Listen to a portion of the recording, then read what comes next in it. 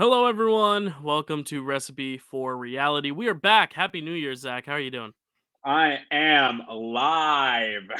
Yes, it's quite a feat nowadays.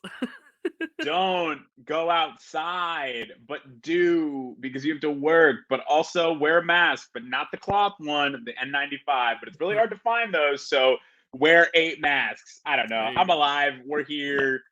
It's been a yeah. long year My already. Wi-Fi's playing tricks with me. So if you see me blurry, it's because of that. But if you can hear me, that's all that matters.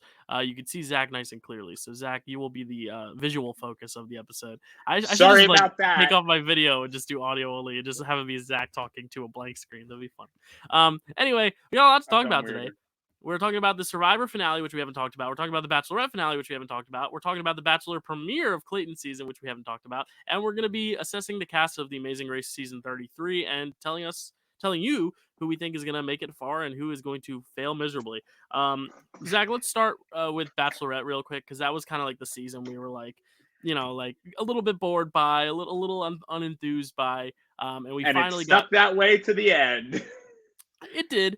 I do think this finale though That's gave fine. us some big drama. But like more like heartbreaking drama than like shocking Mhm. drama. But Zach, what were your? I mean, it's been a little while now, but like, what thoughts on the end? Her picking Nate obviously over Brandon, which was very sad because I think everyone under the sun was rooting for Brandon, or at least the way the show wanted us to feel. Everyone was rooting for Brandon. But Zach, what do you feel about that? Um, well, quite like the rest of the season, I was entirely underwhelmed. Mhm.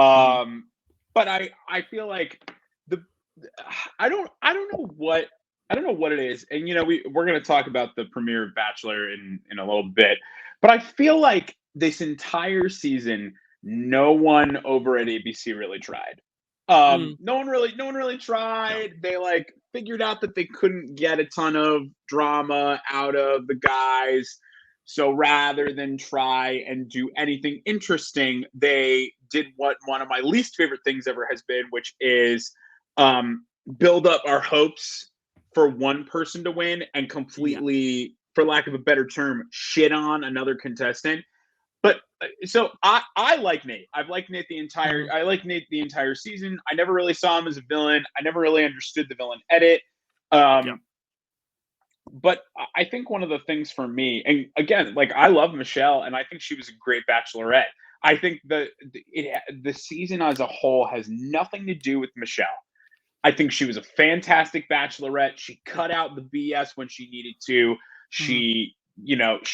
She boiled her final four down to four really stellar men, Yeah. um, and had a tough decision to make as to who to get rid of.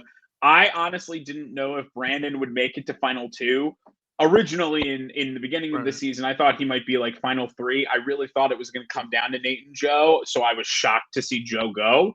Um, but I think one of the things that I liked um, about the finale was that I enjoyed like getting to see Nate, you know, fall like really express his love for Michelle, and this more than anything for me was all about the after the final rose Yeah. because I was gonna say, I did not get the whole like Nate falling in love with Michelle thing in the finale. Like honestly, I yeah. think it was the opposite. I think the editors purposely tanked him and made him look as awful as possible in the finale and made Brandon look as good as possible to just get shock value out of it.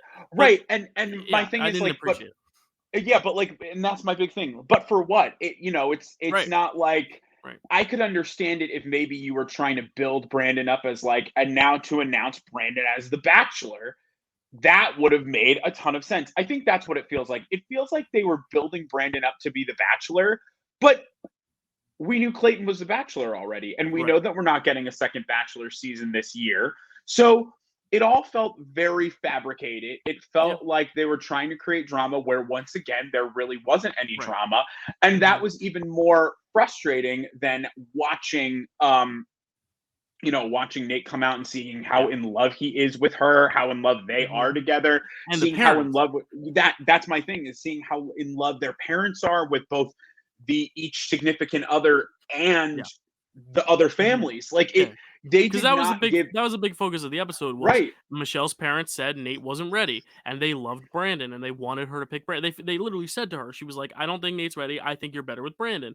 And of course, the audience is going to see that and say, "Okay, great, right. we love Brandon," because Brandon has not done a negative thing this whole episode. The only thing, Nope. or the whole season, the only thing that he did that rubbed some people the wrong way was pulling her aside at the final three, and people thought that's what got him the rose. I don't think so. I think she's Right. going to send Joe home no matter what. No matter what. But I was blindsided because I thought the edit was really pointing to Brandon. I did not read spoilers. I fully thought going into that episode, it was about a 60-40 chance with Brandon as the leader, just because he had already had the leg up with the parents. And they didn't really edit Nate as like a Right. heroic. I don't like to say hero edit because it's not Survivor. It's not like we're looking at a game. Right. But at the same time, they were not giving him a villain edit, but they weren't giving him the hero edit like they were Brandon. Right. And then in the finale, as it was going along, it was like, no, it's got to be Brandon because Nate is just getting clobbered by the edit. And as a studio that wants to promote these couples and wants to have like Becca and Thomas in the audience and wants to have Joe and Serena in the audience, why are you tanking Nate so much so that people are going to be rooting avidly Right. against him? I didn't understand it. I think in the end, you need to give us the drama, but at that point, like build up both guys so that way it's really unknown. That Right. way, when she picks one, it's heartbreaking, but you can still be happy for the other. Here, I was happy for one, and then he got sent home, so I wasn't happy for the Right. other. You know, I want to be able to root for the Right. guy who wins and still be sad for the guy who loses. Right. And instead, it was you were happy for the guy who you were sad about the guy who lost and sad about the guy who won. And I don't. And then all of a sudden, after the final rose, you're like, oh, never mind. I'm not sad. This is exciting. Right. Like Right. they are in love. Mhm. And then But how long? But I mean, at that point, I was just checked out. I was like, all right, next season, Right. let's go. And that's the other thing is that and then let's continue to talk about that bringing out Clayton to read roast tweets about himself. I Yeah, mean, like really, what the hell is that? I don't know. I really don't know what they're doing. I out of all the producers of all of these shows and all of these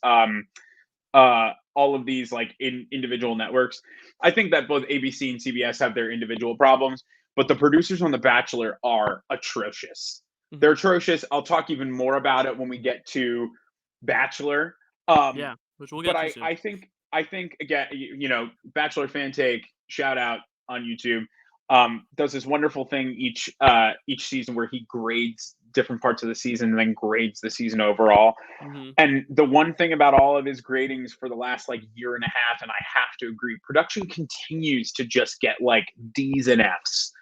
And it's because they don't do anything to help themselves or the season, because the drama never really helps the season to feel like it's hopeful and we're watching a love story. But then the love that they're trying to promote is so heartbreaking that we don't ever get to see, the person we want to win. Yeah. With Katie, they focused so much on the Greg issue and heartbreak that when Blake ended up winning, people were upset by it. And I'm sure that probably has something to do with their split. People were so I think the same with heartbroken. Matt's season with Michelle herself, and even Right. with Bree, with Serena, even though Serena left. But like Rachel, and obviously there was other stuff going on, but Rachel was not, I would say, the audience favorite to win. I would say No. even for Tayshia's season, Zach didn't really come out until the very end as like the Until front Final runner. Four. I think it was once Ben got sent home and came back, everyone was like, okay, so now Zach's the only Yeah. possibility. But he actually made sense. R.I.P. to Zach and Tayshia. That sucks. But yeah, like I think The Bachelor needs to do a good job of telling a really great Yeah. entertainment aspect. Like show your characters and stuff. Show the Queen Victorious, because you're never gonna get those diamonds in the roughs again. But also Right. make sure to tell a love story. That's first and foremost what The Right. Bachelor is. It's a love story. And if we don't get, Yeah. if we get a love story, we got a great love story with Brandon. It ended terribly, but it was a beautiful love story because they put the effort into Brandon's story, which makes sense that he would be the Bachelor, though he's not. And that's what's weird. And maybe, you know what? Maybe they're really trying to build him as the next Bachelor after 'cause, Clayton, because yeah, they realize Ari that they've came screwed back. up. Nick came back seasons after him. It is possible for sure. And again, and this is one of the most difficult and frustrating conversations about Bachelor Nation, but there is such a large complaint about the lack of representation from the bachelors themselves. Yeah, And yeah. and look at the success of both. I mean, unfortunately Tayshia and Zach didn't end up working out, but I think that's more on the outside than it is the show's fault. Yeah. Look at the success of the POC, especially Black women bachelorettes. Like you have Nate and Michelle who are clearly in love. You have Right. Zach and Tasha who did so well for so long and really gave it the try, but sometimes you're just not built for each other's worlds. And then you Yeah. have Rachel, who was Rachel's winner pick, and her husband, like Rachel Lindsay. Oh, shoot. I forget. It's been It doesn't, that's a little too but it, far in but you know back in the what? It memory. doesn't even matter because there's no drama with them, and they're in love and happy. Like Yeah. that's the thing is that It might have been they Jason. No, Jason's Caitlyn. I don't know. It might have also been it, a it's Jason. I don't know. it might, I think it also might be a Jason, but you know, I think maybe if they're doing this to set up Brandon as a potential candidate because things went so poorly with Matt because nobody knew him, then maybe they're really trying to make sure that Brandon is known so that when they bring him back, people are excited about it and they know who they're getting. Um, but it just felt like, you know what bugs me is that this didn't feel like Michelle's night. It didn't feel like her night. It didn't feel Yeah. like her finale. It felt like Brandon's finale.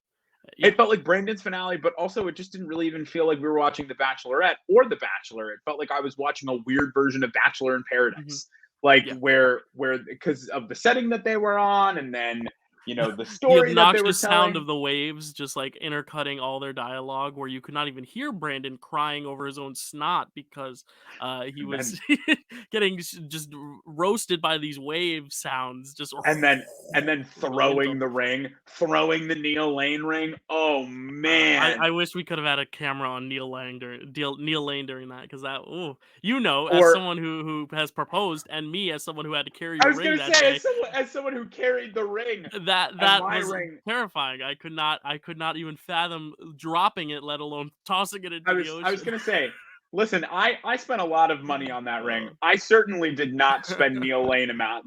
Those rings are mhm. probably about, my ring that I bought my wonderful wife is probably about a fifth of what the price of that Neil Lane ring was. And That's all it needs to be. That's all it needs to be. I would have murdered someone if they had thrown it or lost it. So the fact that this boy just yeeted it, I was like, oh, that's bad. Yeah. Someone, you're not getting a paycheck, man.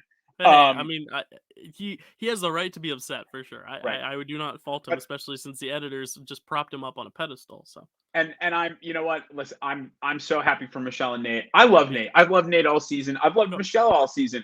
I Hmm. feel like she is the most level-headed bachelorette we've had in a while because she made it through her whole season with really not a single issue. She sent home who she needed to, made difficult choices. Yeah. But like Michelle, I'd give her a fucking A+ for Bachelorette. I think Yeah. she was amazing. The She's a editors. teacher. Yeah. She's a teacher, so she knows that she's in the public eye, and not only is she in the public eye, she needs to keep her Yeah. job when she leaves. Right. And she, because she, not because she needs the money, but because she loves her job. um I applaud her specifically for how well she was able to handle Hmm. herself. And I applaud Nate. I think Nate, and I give him all the credit for his, he posted on Instagram basically calling out the producer saying, like, we know what our love story is, Good. even if they didn't get to see it. And you know what? Like, you're not the only person who I've heard, really think that Brandon was the winner because that's how they were edited. But like Yeah. every week I watched, I've always thought it was Nate from the beginning. I just Interesting. thought that there's so much chemistry between the two of them, and Hmm. you could see it.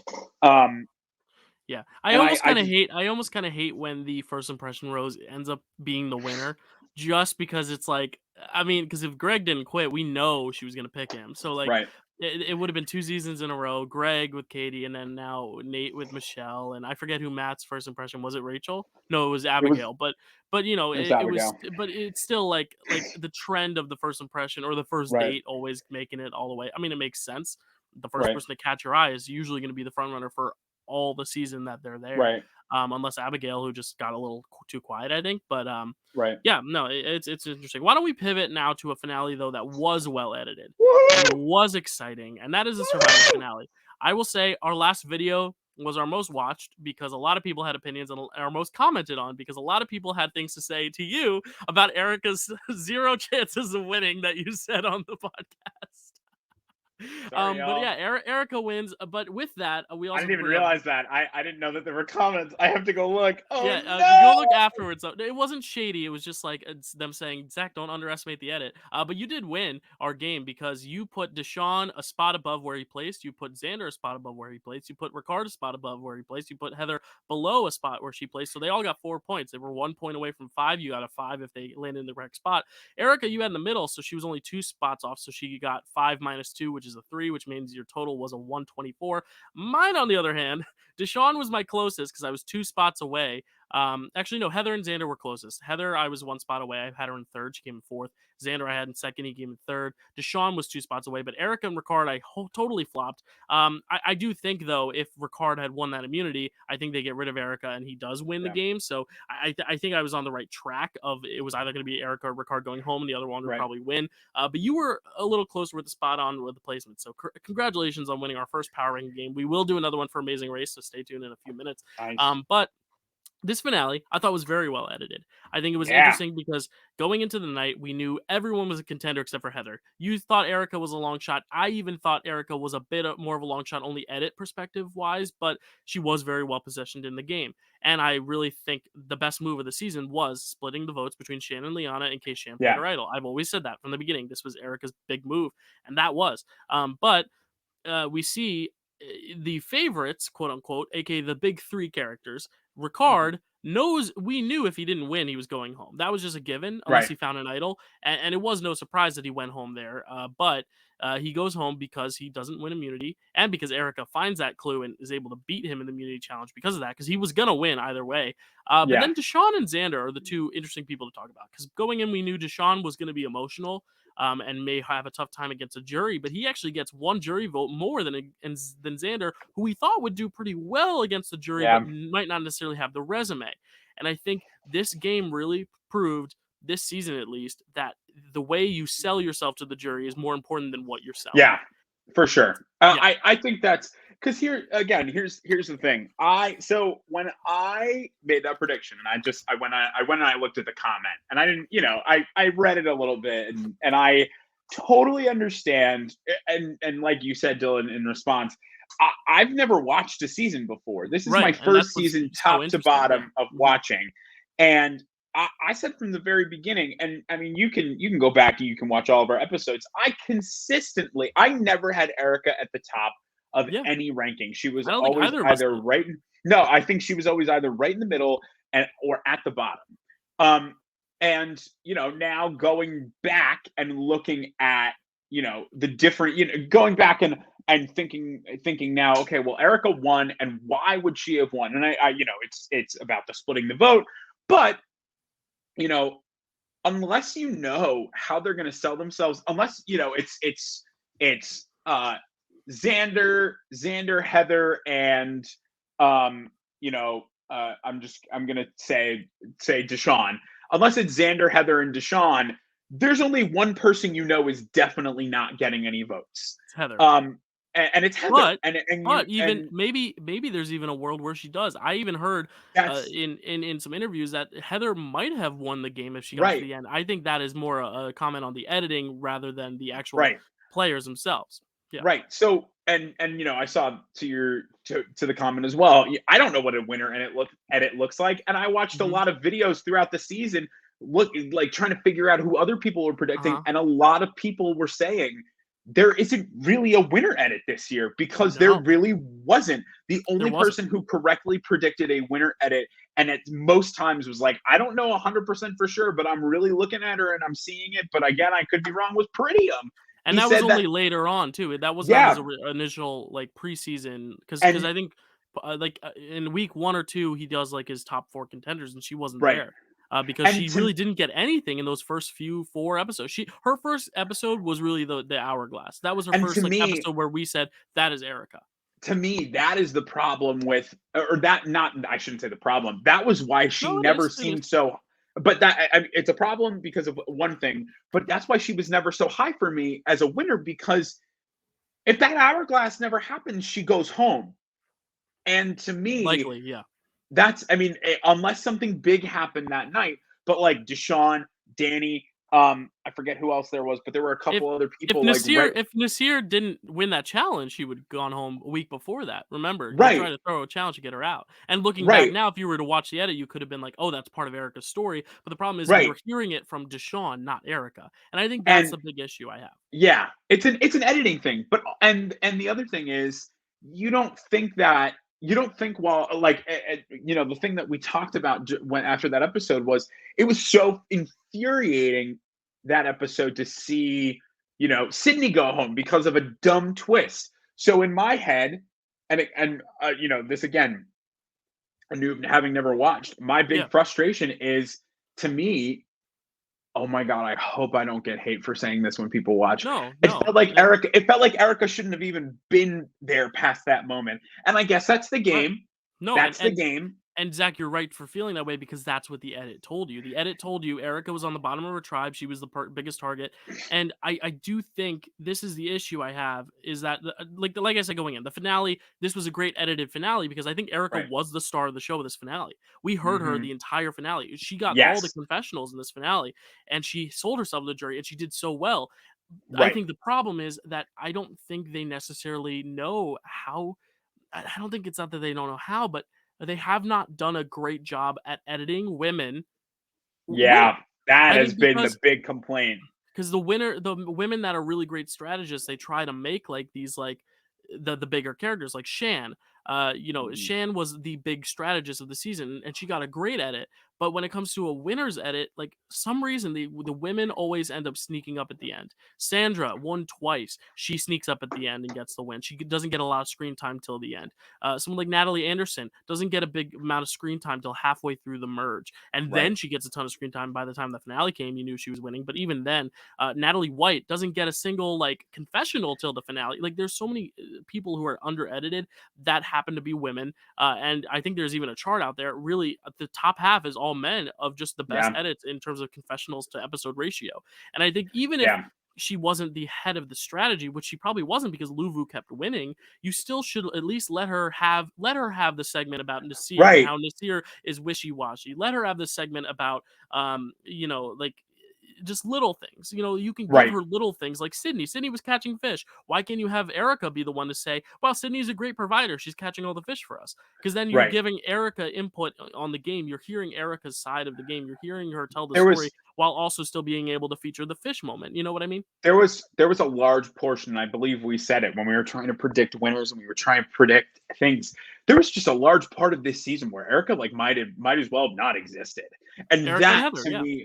that to me was again, I'm not here to say that Erica should not have won.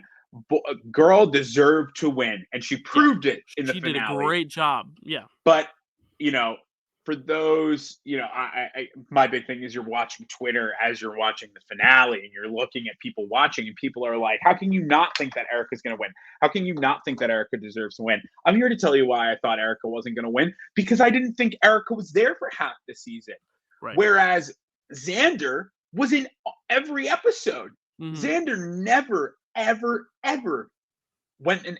I think maybe, and don't quote me on that because, of course, someone's gonna be No, like, actually, there was one. he There was one was episode where he didn't get to say but he anything. was a present. Like everyone, no one forgot about Right, Xander. Same as and Deshaun. he I don't even think anyone forgot about Deshaun, and he was on that Luvu tribe too right, because he was the one thinking of getting Erica out. He was the one right. talking about Nasir behind his back. Like he was getting We the content. heard we heard Xander and Deshaun's stories. We got to know who they were as players, as people, as presence in the camp.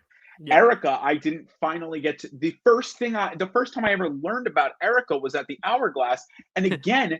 that was so ill planned because it was an episode where Danny goes, I'm mad. And we're all going, yeah, we are too. This is annoying. Mhm. This is Yeah. stupid. And This Erica shouldn't have kind of got happened. the bat short end of the stick because people had to put the blame somewhere, and instead of putting it on Jeff Probst because everyone loves him, they put it on the girl who had no other option. I was saying back then, I was like, well, she has the shot. If she doesn't smash it, she can win over the favors of her tribe. But then I was Right. like, no, you have to No, smash it. If you're given you that get it. choice, which someone in the next season will likely be given because they film back to back, Right. but I hope after that is never a twist ever again. I do think the right move is always to smash it. You always have Big to, brother, always. big brother 16.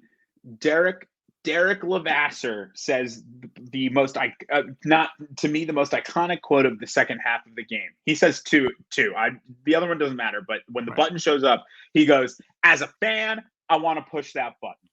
As a game player, it's really risky. But as a group," and he says it later, "how can you not press the button? It's there. Could it hurt you? Sure, but what if it helps you win?" And for him, it helped him win. Well, and Derek people were also, mad about that. It was anonymous. He didn't know what the button would do. Here, Erica was told what the hourglass would do too. Jeff was like, "You are going to be safe, and you are going to make all the people who weren't safe, and all the people who were safe, not safe." And like she knew wholeheartedly what she was doing. I think that's another thing that even the button doesn't have, is that element of, you're getting safety no matter what. You are taking it. You're guaranteed 2 days more. You are taking it. And then the only other thing, and this is also what's so frustrating, is Erica got off from that moment. And again, she deserves the win. I want that said. She deserves the win. Her final tribal council performance is, I think, one of the top 5 of all time. She was phenomenal. The way she spoke to the jury, she didn't have one blip. And we'll talk about the jury performances a little bit later, but continue, Zach. But she got off scot-free from that twist. And that, to me, is so infuriating, because not only did she get granted, safety and immunity for that night, but then she got so lucky that things blew up. Because if things hadn't blown up, I mean, how do you not, as the people who were safe and then made not safe, go, well, we have to punish the person who did this? Because she, like, that to me, that would be my first thing, is I would literally go, all right, cool. We were safe. Now we're not. We're really going to pretend like someone didn't do this to us. Let's get her out. We're still the majority. But at the same time, I think a lot of them were thinking, well, would anyone not smash it? I think that's really what it comes down to, is they have the empathy to be like, for sure. Well, but it is an easy place to point the blame. I agree. But at the same time, I don't think anyone was looking. Here's the thing. I think everyone on the island was looking at Erica as a threat. That's why they wanted to get her out so many times. I just think we weren't seeing that. But I even think there were bigger fish to fry once that moment happened, because then Xander pulls out that whole move. Liana and Xander fighting. Tiffany was in on that plan. Evie got votes and stayed. Deshawn and Shan had their little blow up. Heather was thrown out in this year's name. I think everyone could have done that and just said, oh, let's get out Erica next. But I think they... when you're out on that island, you only have so much time to just fester with the paranoia, and then all of a sudden, now all new targets are emerging every day, and that's how Shan was able to go, is because Ricard said, "This is our one and only shot," and he did it. And Ricard wins the game if he wins that last challenge, because in the next round, he either wins another immunity or has to do fire, and I think he would get the fire done quicker than Deshawn, Heather, Erica, Xander, anyone. So I really think if I had to pick a best player of the season, obviously the winner play the best game, but also there's an element of luck. I think if we were to put all these people onto another season, I do think Ricard would be the one I would say is like the best player from this season, because he really did dominate that first half with Shan. Shan did dominate it, but he was in the right side of the numbers, and he put himself in a position where all he needed to do was win one more immunity. And I really do commend him for that. And then he goes home. Heather goes home, and like we said, another bad edit, especially considering Heather was Erica's right-hand woman. It's like, you have 2 women in the final 4. One is going to win, and they're 2 unconventional players. Why aren't you giving them this like big edit? It just didn't make sense, because we saw in her Ponderosa, Heather's a riot. Oh my God, Heather's so cool. So like, she's so cool and so fun. Yeah, like I honestly wish they had like given, no offense, but Liana the invisible edit, and then have her give that big speech at Tribal, make that her moment, or even it's just tough, because like I don't think anyone deserves an invisible edit, but like the people you can give an invisible edit to, even Danny, because he only kind of goes because they split a vote between him and Deshawn. Like no offense, but like maybe give him the invisible edit. Give Sydney the invisible edit. No, but she's such or Tiffany. Or Tiffany. Literally, there are a lot of people who, and again, Tiffany. Again, they're all great characters. Tiffany was. Everyone was great. You're right. No one should get an invisible edit. But the fact that your right-hand woman to the winner of the season, I mean, that again, like they hid them in plain sight, and maybe that's on us as an audience for not really like giving the benefit of the doubt to everybody. Take the 4, keep the 1. This whole like idea of refreshing and subverting your expectation to like what it really is. But the fact that a lot of people didn't see the winner coming because you hid her for most of the season, and then you hid her allies behind, and also what I will say, and I thought this towards the middle of the game, CBS is no fool. They know how much people, how much uh, People read into airtime the but also how much people really pay attention to things like the cookout. They saw that Big Brother. That's right. what they got articles about. That's what people wrote about. Mhm. That's what people Yeah. were interested in. They knew they had a mini cookout, so they really highlighted it, and they highlighted the best Yeah. game player. Two of the best game players. One of them being from that alliance for pretty much the whole season. So and they're prepping, I'm sure, to bring Shan back. I Yeah, would be she's gonna be shocked the if they new, weren't, like, face of the female villain in this new era, and I love that, and I which think is they're painting amazing. a lot of people for that. I think Ricard is gonna be someone we see again. I think, honestly, Nasir could be someone we see again. I Oh don't yeah, know as much just because he went out a little Nasir, earlier, but Xander, Deshaun. We're Evie, gonna see like, those. we could see a We're lot gonna of them. see. We're gonna see people again. But the problem is, like, I don't think we'll ever see Erica again. And what a terrible thing to say about a winner, because she was so good at her jury performance, which we can segue. But like, Yeah, they spent a lot of time setting up the next era, which I appreciate as yeah. a person who's never watched before. Mhm. But my warning light just went out. But as someone who is new to the series, what the heck? I will fix that in a second. But as someone who's new to the series, I want to see. I want to know what I'm looking for while I watch. Yeah, I'm not looking for you to give it away, but I'm looking for you to let me, right. as a person who loves the game or just as a viewer, I want you to let me feel like I'm a part of it rather than Yeah. blindsided by a winner that I didn't Yeah. expect. Yeah, I like what you said. Like, I think there has to be a balance of not making it too I'm obvious, just but fixing also my ring light. not hiding it. Because I think there is a way. Like, I think Deshaun would have had a great edit to have, like, he had enough of an edit where it made sense if he won, but he also wasn't the far and above like Right. front runner the whole time. Like, someone like his edit, I think was very well done. And then of course we'll get to Final Tribal in a sec because he tanks it there. I think him and Oh, it was Xander have bad. awful performances, but I really do think Erica. I think some past seasons the winner has been obvious and it makes it a little boring. I think it was exciting from a TV's perspective seeing someone we didn't expect win. And because the finale, I think the finale was the best edited episode next to the Yeah. Shan boot, I think, because it gave everyone a voice, but also like made us understand why Erica was going to win. I just wish they backed it up the whole season with that.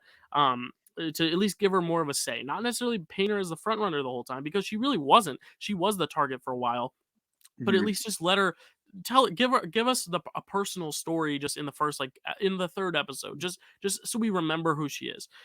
Anyway, let's segue to this finale. Ricard goes home, Heather goes home, and we're left with three. Going into it, I was pretty convinced it would be Erica, only because I think the fire making challenge is Xander's biggest flub. And I think seeing how the jury reacted to that when Xander said, I think the jury is going to respect me if I take the best player and don't give them the opportunity to show off. There's a good chance you throw Erica in there. She wins fire. She shows off. The jury says, wow, go Erica. It gives her the win. But I really don't think after 20 something days, people are going to say that the fire making challenge is the reason why they're going to cast a vote for the winner. They're not. The fire making challenge is an Yeah. extra bonus. Like Deshaun, but Deshaun didn't win any favor winning that fire making challenge, especially taking out someone like Heather. I think he should Right. have put Erica and Deshaun in there. In And then if fact, Deshaun wins, Deshaun looks better, but I think he can still have a case against Deshaun. Bringing Erica and to the end, knowing she was the biggest threat, I think was just a dumb move, and that lost him his respect. And then Deshaun, I think he had a little momentum. He had the shot to win, but then he yeah, said, give me third, give me third. And as soon as you say, give me third, no one is going to vote for you. no Danny did one's gonna because he's get loyal. Danny right. voted for him because he's loyal, But but I think everyone else was like, okay, if you want third, then fine. I'm not going to vote for you. And then between Erica and Xander flubbed that big mistake, and I'm going to vote for Erica. Like, it well, and really, Deshaun, I think, tanked it even worse than Xander, but like, both of them, I think, had a bad final tribal because they weren't able to, you know, not apologize. I think they were almost too apologetic to where they kind of gave up. yeah, And it makes me sad because I liked both of them a lot, even though I am very happy Erica won. I like them both a lot. right. Yeah, I think, well, Xander shows his cards too much. He tries. I think this was, and this is why I had him in second, because Yeah. I didn't expect him winning, because of things like this. But Xander, I think Xander did such a good job earlier in the season, especially obviously with his Liana moment, because Hmm. like Liana kept saying, like, he thinks he's smarter than everyone else. He thinks he's cute. He thinks he thinks he's suave. And the thing about the Liana moment was he didn't think he was suave. He knew that moment was gonna be suave. As long as it was pulled off, he would get it done. It would look amazing. and then he would be able to kind of like take it from there.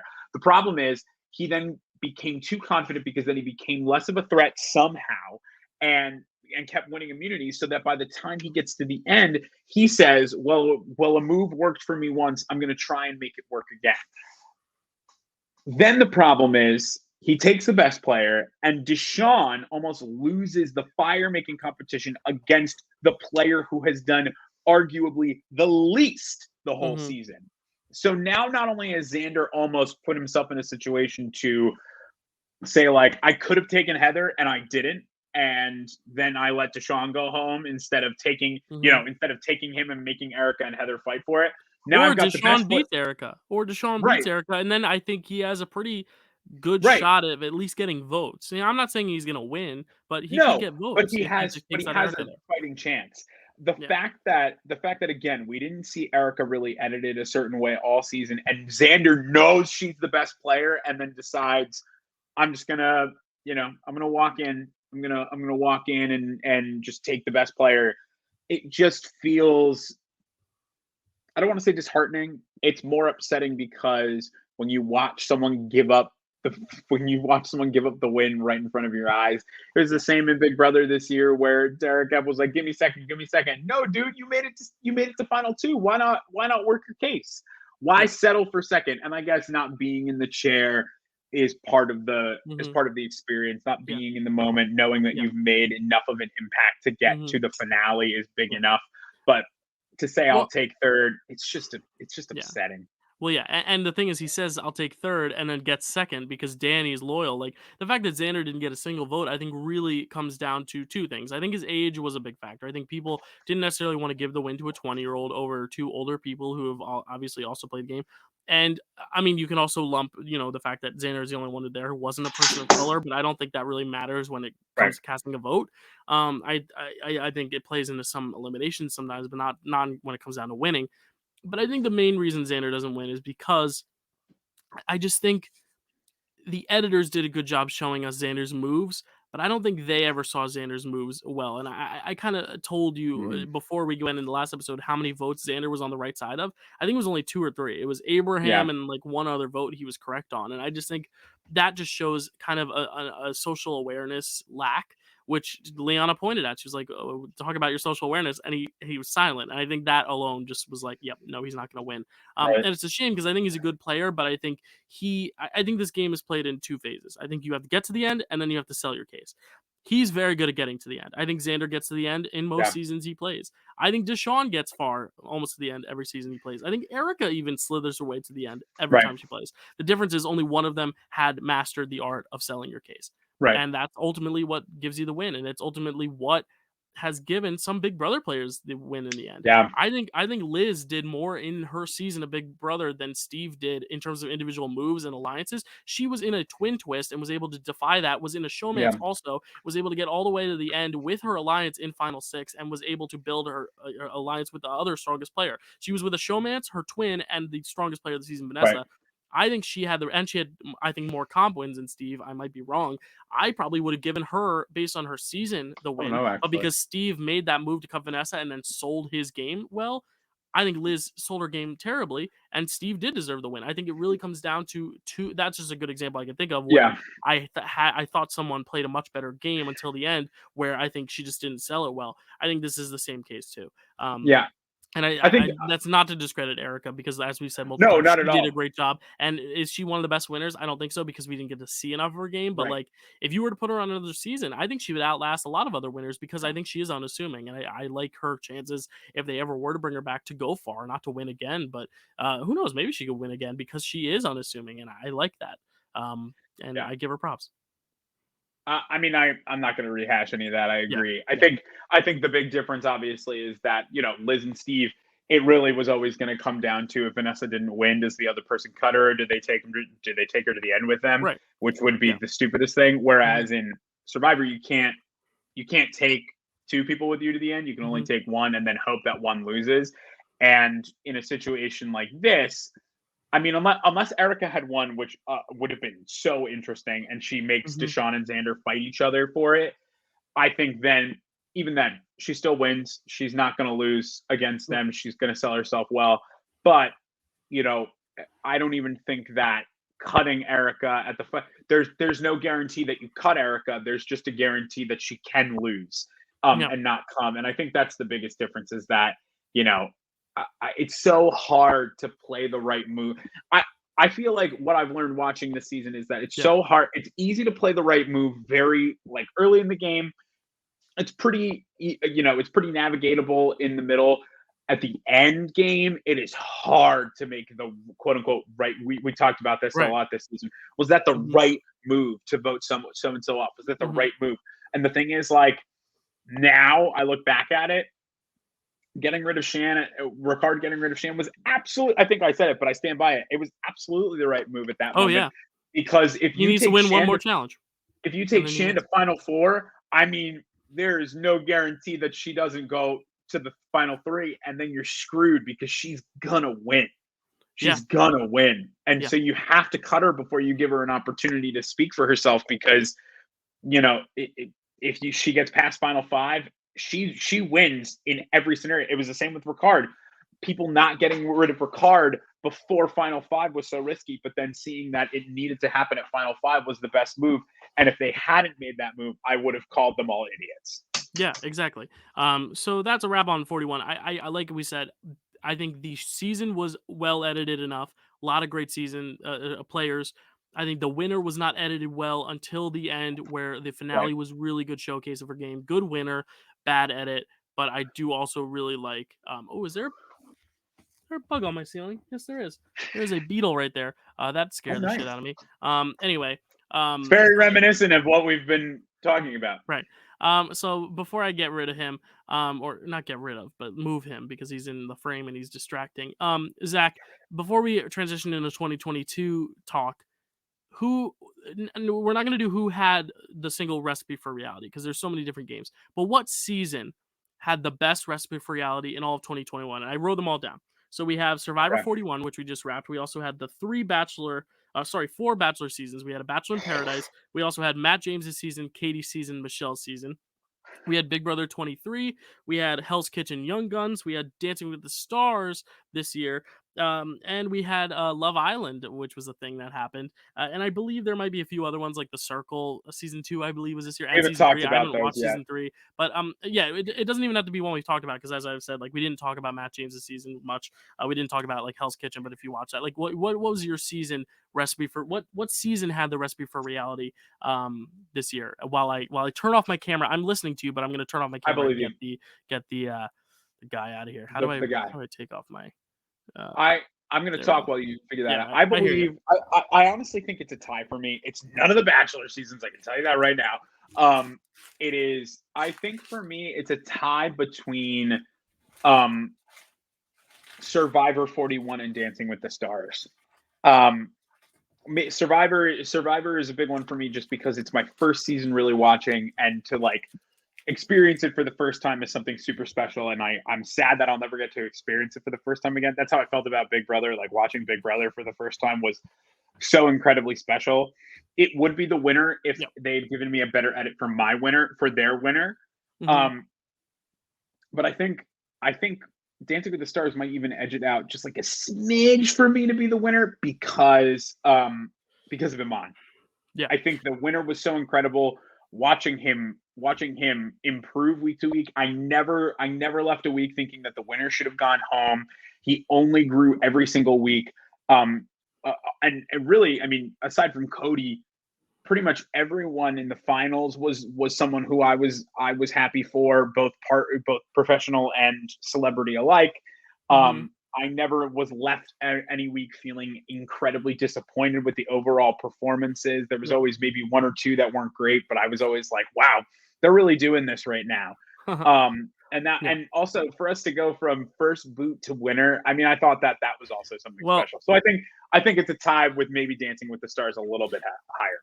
also keep in mind, Zach, your first boot prediction for Survivor was Erica. I don't know if you Oh my remember. God, was it really?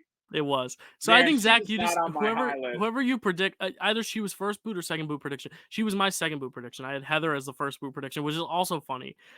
So I think it just goes to show nowadays the most unassuming may just be the champ. I'd probably put Survivor 41 only because yeah, we had so long a time without it that coming back, I was like, oh, we're finally back. It's my favorite show, so just to see it back was exciting. But I think some twists did have the potential to ruin it. I think the Do or Die, if it had gone die, Oh would have ruined the man. season 100%. I think Oh man.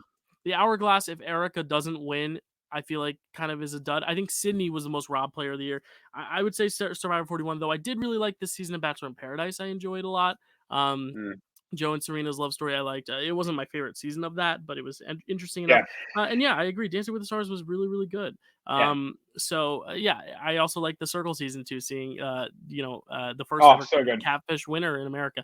So good. We don't watch a lot of international seasons, and we might change that someday. But We should. so I can't bring up like Survivor South Africa or Survivor Australia, but like that's stuff I'd want to check out maybe someday.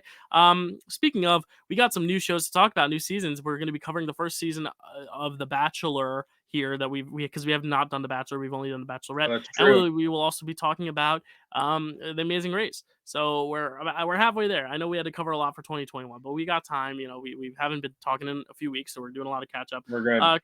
Clayton, The Bachelor. We've already talked about how our thoughts on him as a choice. So I don't even want to talk about that because he could prove us wrong, and I don't hate him already. Like I think he's a fine I was enough. gonna say he's starting to prove me Yeah. wrong a little bit. Yeah. It's only been one episode, but he's Yeah. starting. I don't think we even need to dwell on that. I just want to talk about these girls because there are some characters, there are some that I really like, and there are also some that I think you know I am not a fan of, and we'll talk just a little bit about and not to talk about them as people, but some of the motives for coming. And the first one we have to talk about is Sally, and this is where I don't want to say I don't like her, but I don't like, and we were kind of texting about this, the idea of coming onto the show on the day. I get the story of like it was going to be your wedding day and you got broken up with, so instead you're going to go on The Bachelor and your first day is going to be that day you were supposed to get married. You're going to start a new relationship, new love life.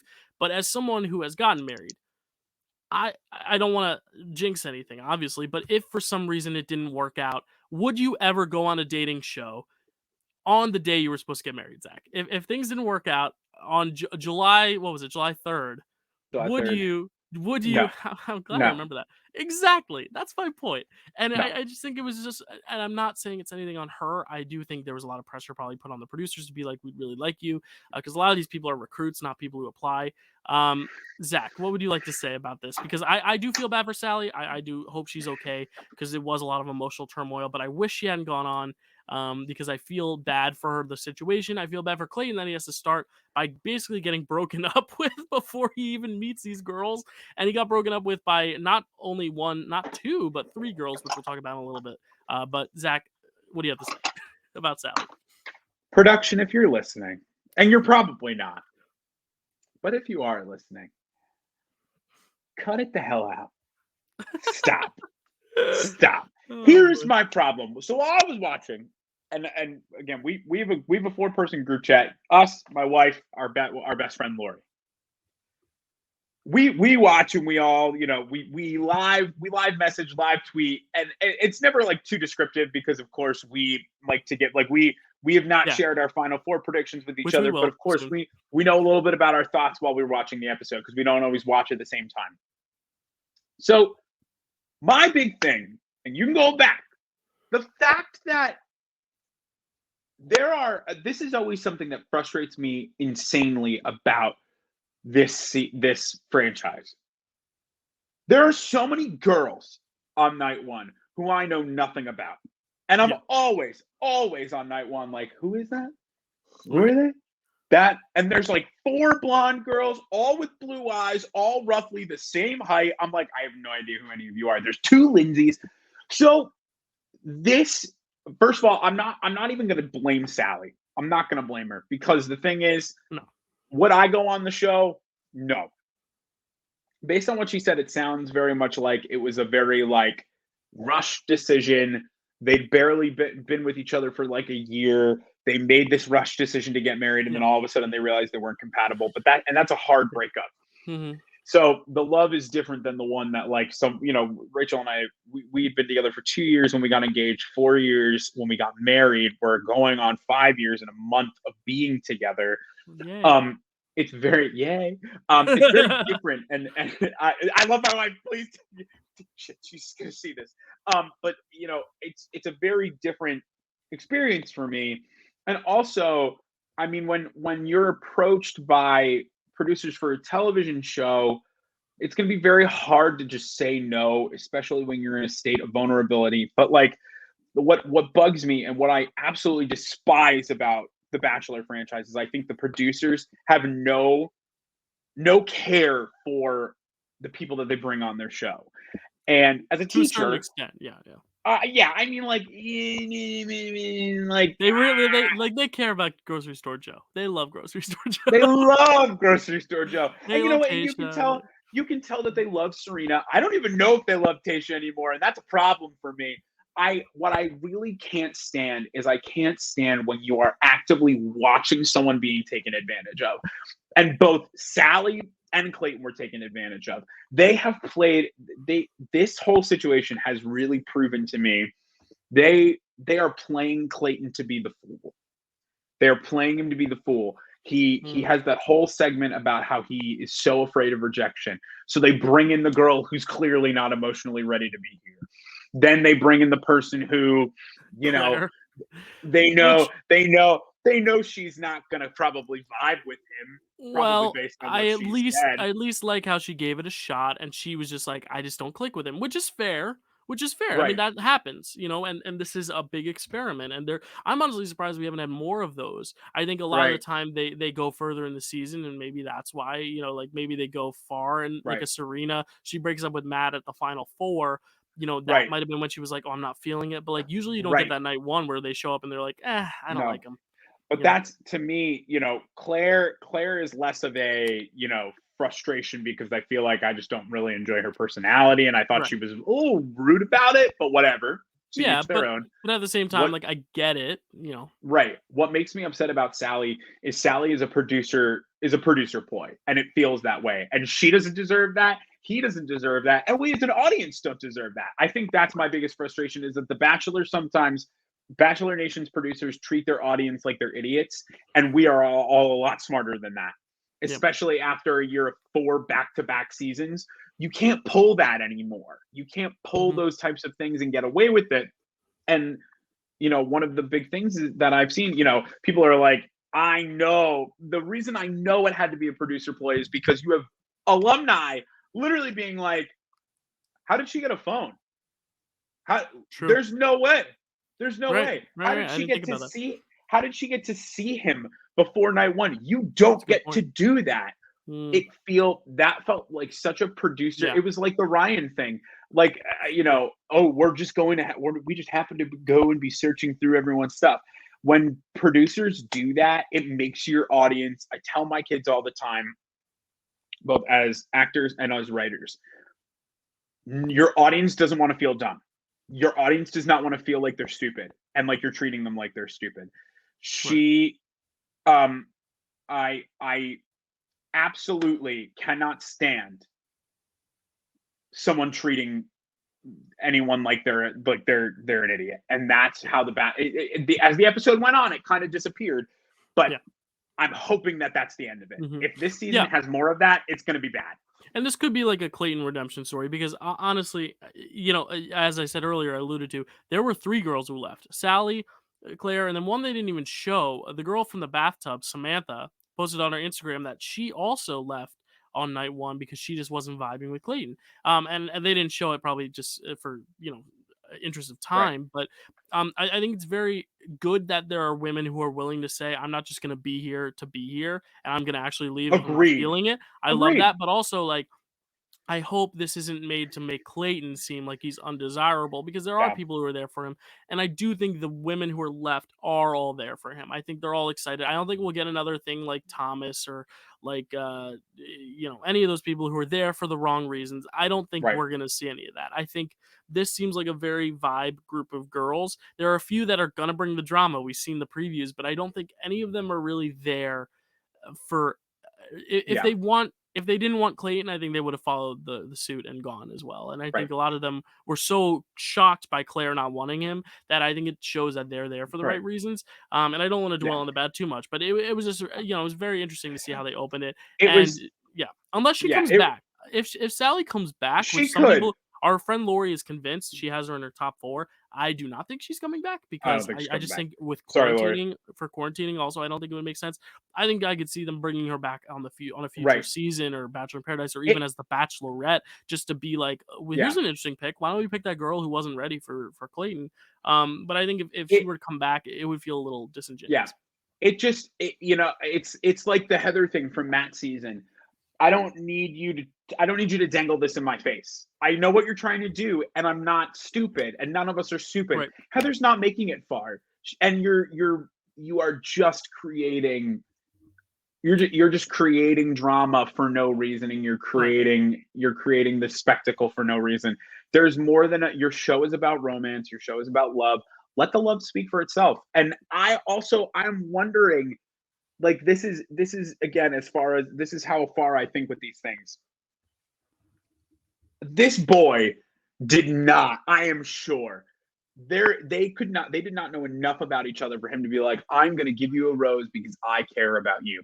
I am sure producers told him, hey, look, this girl's coming. We want you to make sure that she stays. We want you to make her feel comfortable. Give her a rose. She'll stay. And then she doesn't. And now he feels worse. This is the last thing I'm going to say about it until they do something else that makes me think that. Do I think that he should have been the Bachelor? Based off of what we saw in Michelle's season, no. I would love to see Brandon be the Bachelor, but I don't not like him. I like him a lot right now, and I hope that he ends up finding love and ends up having a happy ending. I don't think it's going to be, but whatever. Stop making him look dumb. Yeah. You picked him. People were upset about it, but they'll get over it. Don't make try us fall and in love everyone, with him. Make everyone love him and root for him. Stop roasting him. Stop making him a fool, because it's really not good. It's really bad.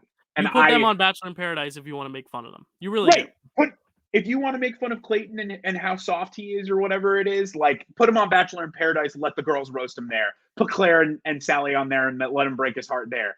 Don't make him the lead. See that people are upset and be like, oh, well, you know what we'll do? We'll make him roast himself and then make the other girls. It's in poor taste. That's enough about the negative. Give me more positive, Clayton. Let's talk about the rest. Yeah, let's pick our top four. We did this with Michelle's season. We both had Nate in our top four. I believe we both picked him to win. Right? I can't remember. You had Brandon. You had Nate. I had Rodney. That was one I called. That I was happy I called. We had 3 out of 4 each.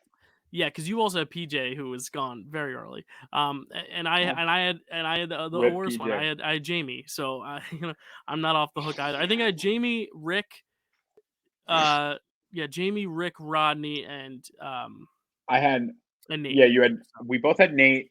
You had Brandon, Joe, and PJ. You had the final 3, and then PJ. So you did very well. I swapped Brandon and Joe. I thought Joe would be the final 2 heartbreak, and it turns out he wasn't. Yeah. So when we pick our final 4, we're accounting to like who we actually think are going to be the final 4. So not necessarily the 4 likeliest to win, because I feel like there's always one who is not Michelle's season, but I feel like there's always one. Like Luke P was in the final 4 on Hannah's season, and he was a character.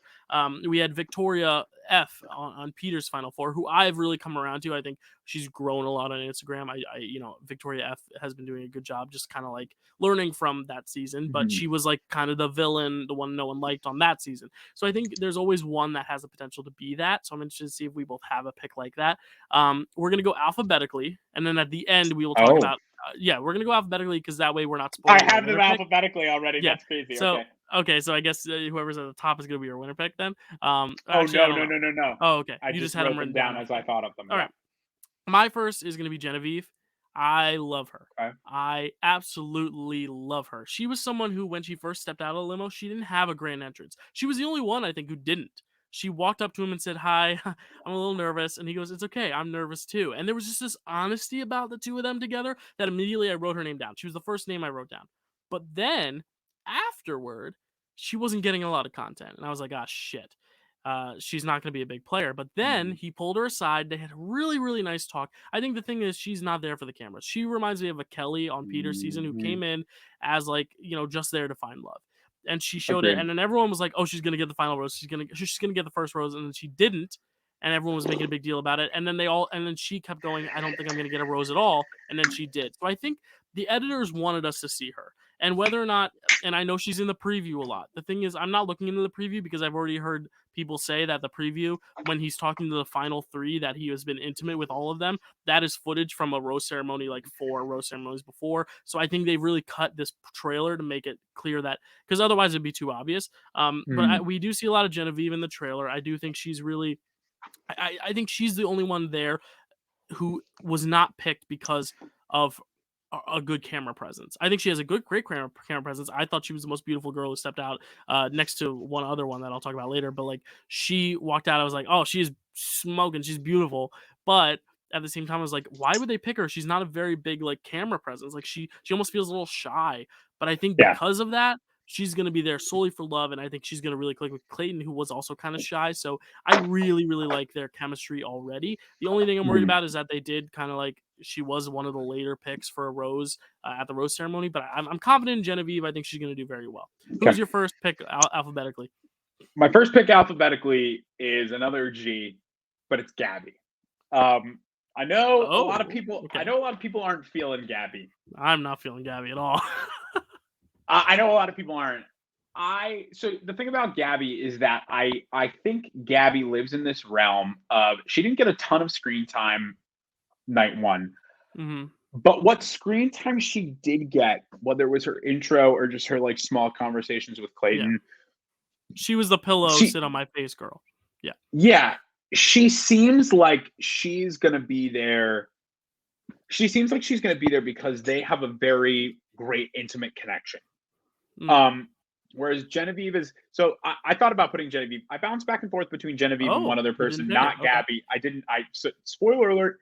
I bounced back and forth between Genevieve and who I'm going to have to say last, but only because I feel like Genevieve, in what you were talking about, I do feel like it's very genuine. She's very shy. Why would they pick her? I almost feel like she's going to end up being a like final 6 heartbreak, and it's going to be Abigail. Like they're on a one-on-one. Not Kelly. Even that. I think they're on a one-on-one. They've had great connections, but then he's gonna tell her that there's not a connection on his end, and I think it's gonna hurt her and it's gonna suck, and she's gonna go home. The thing with Gabby is I feel like Gabby's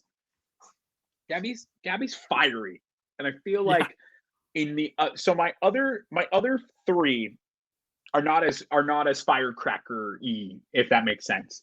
And the reason why Gabby stands out to me is because I feel like since she is so in your face, she's going to be present and at the forefront of his mind for a lot of the season. And I think she's absolutely beautiful. I don't think there's a single woman in the cast that's not absolutely beautiful, but I feel like she's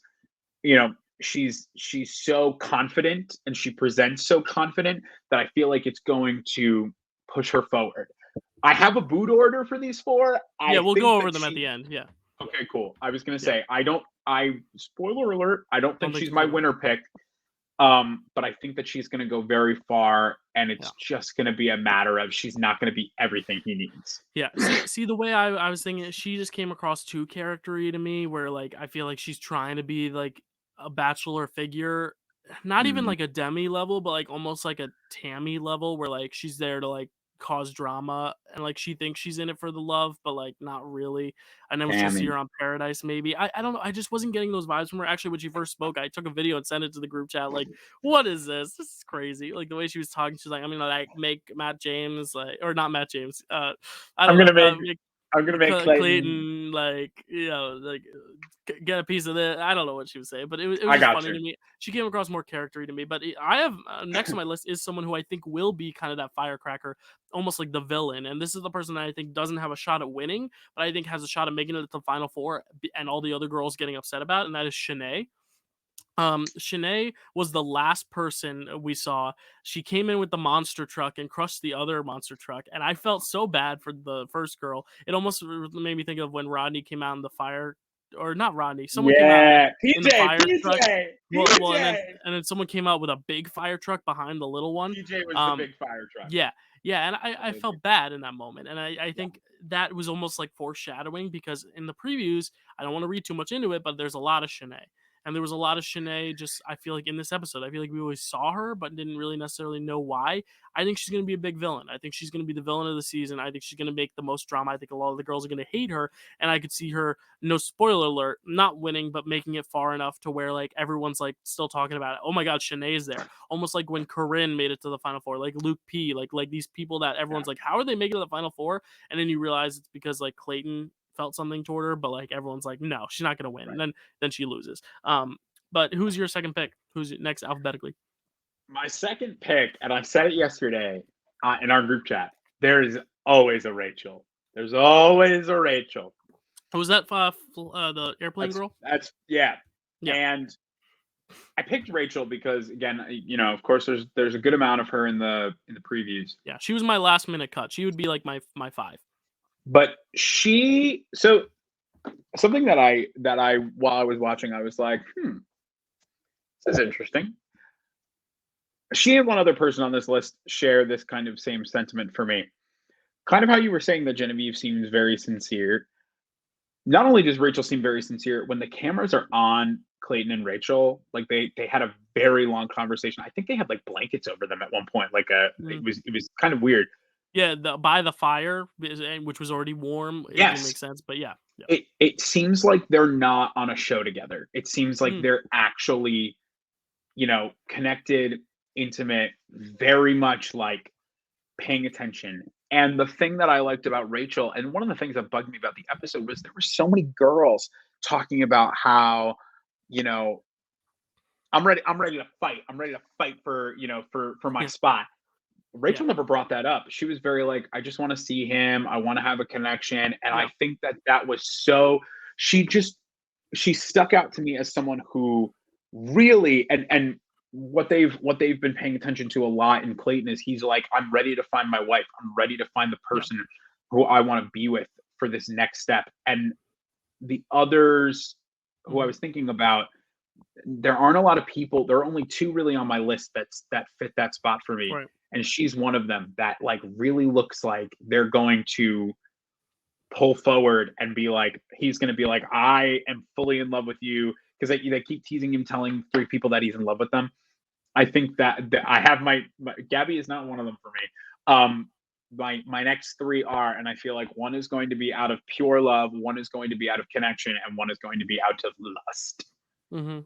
Yeah, I could see that happening. She was like my last minute cut because I think she was prominent enough. I always look for the people who are like featured a lot but don't really have much story. Genevieve was one where I was like, she really doesn't have drama. They're just making it suspenseful, having her say like, I hope I get a rose. I hope I get a rose. Right. When she really has no need to worry because I feel like she was definite. There are certain people like, who get first impressions or early dates or, are a center of drama where you're like, okay, they're going to go forward because of that. Like the Queen, I always knew the Queen was going to go, far enough. Goddess, but then there are people that are shown a lot that aren't really central to the narrative. And she was one that I was like, I kept noticing her. There's another pick I picked that like was kind of that person for me where I kept noticing them. Even though they weren't really prominent in the story of that episode, which I know it's not a story, it's life, but like they do try to tell it as a story. So she's like my, like, if I had to pick a 5th, it would be her. I also think she had the best entrance, having the old lady step out.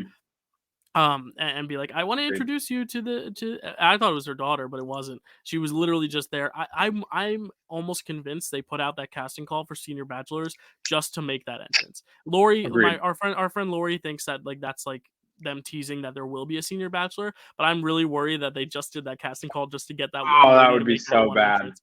Even though I wish they had played along with the bit a little longer and had the old lady like actually like introduce herself and like actually like go into the mansion and see what was gonna happen. And then once they were in there, she'd been like, I'm just messing with y'all, and then left, because I would have loved to see how Clayton navigated that, like having a first conversation. That would have been hilarious. My third pick is actually the one I was talking about, the one that was just always in the like I always kept seeing her even though she really didn't do a ton, and that was Susie. I really like Susie. My pick. That's my third pick too. Number 3. Yeah, Susie. I really like Susie. She to me came across super Hannah Brown. And I really like her energy. I know you said Debbie Ryan, but she's like a perfect marriage of Debbie Ryan and Hannah Brown. But I think she seems super genuine. She seems like she's gonna be super easy to get along with. I don't see her getting into any drama, and that's gonna be helpful. But I also see her standing out a little bit more than like a Genevieve, where I could see out of a lineup, she's gonna just you're gonna just be attracted to like her energy. I think all of them are very beautiful, but she's gonna be the one who has like the little extra twinkle in the eye that's gonna like catch your attention first. And I just think she's gonna go far. Zach, thoughts on Oh, Susie? I love Susie. I So love Susie too. Susie would be my pick. I Mhm. think that goes to what you're saying. I mean, she's got a quirk, she's got a sparkle. I think that, and I won't talk about placement until I get Right. there. Yeah. But I think she is the other one, like Rachel for me. I thought her entrance was just so. I remember her entrance because she's the first entrance. It was so good. I just literally was like, that was so. It was so Is she the first? sincere. Yeah, that's right. That's right. That's Yeah, right. it was so sincere, and they always want the first person out of the limo. That it's always someone for them to look. They want you to look at.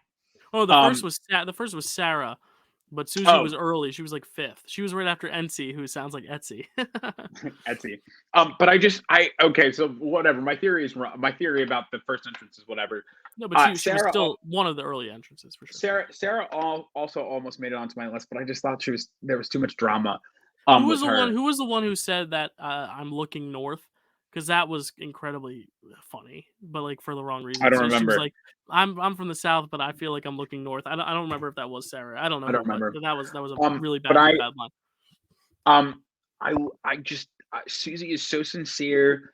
They gave her kind of what they gave to Rachel for Matt, where Mm, like he makes that toast, and she's the one that they cut to give the reaction of like, oh my god, it was so beautiful, like the way that he just navigates it.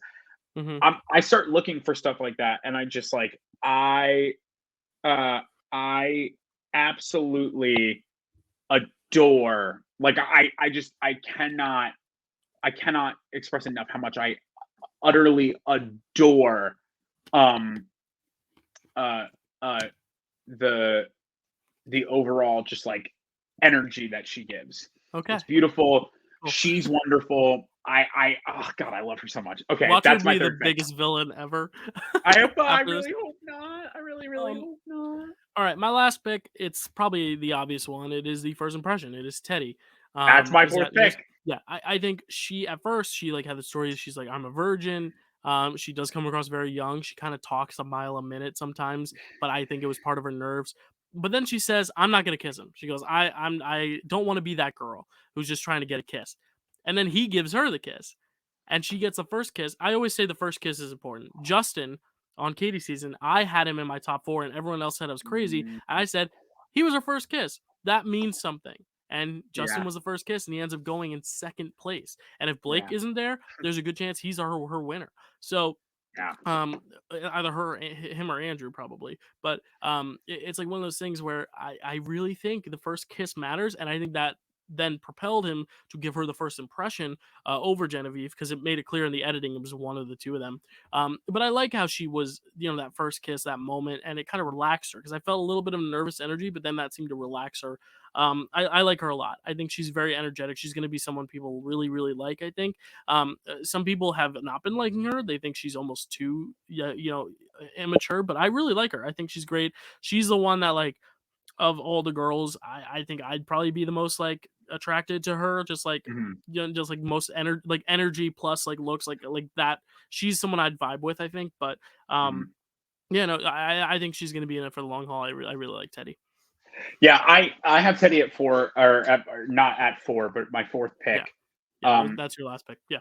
for a lot of what your reasoning is, so I said earlier that I feel like there's one that he's absolutely in love with, there's one that he has such a strong connection with, and there's one that he just is fully lusting over, and like there's that intimate, like deep connection, and I feel like that's Teddy for me. Mm, I feel like they always say like the Bachelorette, the first impression rose is big, but on the for the Bachelor, the first impression rose is kind of like meh, who knows. And I feel like Teddy for me was so obvious because again, Colton was like right in, ready to kiss her, ready to go, yeah. like she was it. I feel like she's going to be someone to watch, but her storyline for me, I was almost hesitant to put her in my final 4, but Interesting. I think she's going to be big because remember, Teddy is the one who is a virgin, Yeah, and they're gonna want to and keep that's telling that story. Yeah. I feel like You know, are we okay transitioning into our order? Yeah. I'm gonna be honest. Right, I'll start with 4. I think Shanae's gonna be the big villain, which is why I have her Okay, in 4th. I don't think she's gonna be in the top 3, but I have her 4th for that for just the sake of being a villain. right. So Teddy is my fourth, and Oh, interesting. Okay. I think what's going to happen. So they showed us, and I made note of it while I was thinking about my order. I was like, okay, what's important? She said in her package, if we got to fantasy suites, I think I'd say yes about having sex with him. I have a very big feeling she's going to get to 4. He tries to hand her the key. She goes, or it's 4 hometowns. I think 4 is hometowns, 3 is Oh fantasy because shoot. that's why I have her at 3. I have her at 3 because Okay, I'm there for the same reason as you. I think she makes it to fantasy suite, and either I don't think it's necessarily that she's gonna like there's gonna be drama, but I don't know if they're gonna actually follow through with it. Now, then again, that doesn't have anything to do with the end chances because Tyler Cameron, same thing happened. He wasn't a right. virgin, but they didn't sleep together at the fantasy suites. I don't Well, think you and I necessarily have to, but I could see that being kind of their one problem, and that's I what spurs their breakup. I think she could be either 4 or 3, but the reason why Mhm. I have her at 4 now, I'm going to even just push it even more. I think that this whole I've been intimate with all 3 of you is going to be a big thing. Because again, it could mean that like she makes this very big deal of it and is like very excited, and then she finds out that he's intimate with all 3 of them, and it's Yeah. just this huge thing. Um, but I think I just see her, a kind of in a Serena P way where they get to Final Four and she's like, I cannot, I don't want to have sex with him, but how am I going to marry this man Mhm. who, Also, with her I'm not parents, if she makes it right, to 4, he's gonna meet her parents at 4. That could have something to right. do with it too. Yeah. So I think that there's going to be such a passionate connection between Mhm. her and him, but it's just gonna. Mhm. I think that clip of him going, I'm so broken is going to be about her. I think it's going to be Do about you so you her. think she breaks up with him? Yeah, I do. So I you do. I so think you have she. you have Teddy in the 4th place, Serena P, curly hair, gonna break up with him, same slot. Yeah, she does give me Serena P vibe. She did. She But definitely yeah, did. um but where Matt, wasn't so broken, I think he's gonna be wrecked. I think it's just gonna wreck him. Yeah. No, Um honestly, I like your pick there. I honestly overshot it. I think 4th might be where I'm gonna stick with my guns. I'm gonna put her at Stick 3rd. with your We guns. Stick with your guns. just because I really don't think Shanae's gonna get 3rd, but I could see her being around for a while. Yeah. Who do you have getting 3rd? At third I have Gabby. Okay. I just think that, Yeah, she's not again, and final. maybe No. yeah, I see her going almost fourth, um, until Teddy boots herself. Yeah. Um, and I think that again, it's going to be one of those things where they have a really passionate connection. They focus a lot. I mean, they always do, but like they're really focusing in on how intimate he is with everybody. In the shot under the waterfall, the shot of him, the shot of people at dinner. That he's bro's always kissing somebody. I feel like that's what we're always seeing, and I get it. But I just feel like Gabby is going to be the one that he can't get there with to say like, I've been intimate with all 3 of you, but she's just not going to be the one. They're not. She's not going to be his wife. I think that's the Yeah. big thing. She's not going to be his wife. Yeah. So we both have Susie in our final 2, but you have Susie with Rachel, and I have Susie with Genevieve. I am gonna say I think Susie's gonna win. She's my winner pick. Are Okay. you thinking the same or no? You're thinking Rachel. Okay, interesting. Okay, cool. So we have different picks. It would have We have sucked for different us picks. the second time in a row to have the same pick. I No. think the thing is Genevieve just. I feel like it's hard. I don't know. I feel like just Susie. I really don't know how I'm convincing myself of this. It's just like she reads to me because we got so much of Genevieve in this opening, whether or not he would pick Teddy or Genevieve. I just think like Genevieve's story might be the fact that she's always the second choice. Yeah. And I think that's why I'm having her in second. And I just have Susie at the top because she just seemed like she was there kind of for the same reasons you're saying with Rachel. I think Susie was there so much when she really wasn't central to what was going on, the drama. And I think that's big. I think that's good. Yeah. That's important. That's something to keep an eye on. Zach, go ahead. Why are you picking, I guess, Rachel as your winner pick and Susie in So second? I would just like to say I'd happily be wrong with Susie winning. I Yeah, would be happily wrong. I love her. I adore her. I think she would be a great pick right. regardless. I think that again, I think it stands for both of them, but I think the connection that Rachel has with Clayton is so important, and I think he's as they get closer to the end, I think he's going to think back on what kind of like what the journey was, and I think he's going to remember those nights from night one, and you know whatever happens in the one-on-ones, how absolutely deeply rooted and connected Rachel is, and I think that Susie is just going to be a little shy of what he wants. But what I also think, I love it. I kind of think Susie's going to be the next Bachelorette.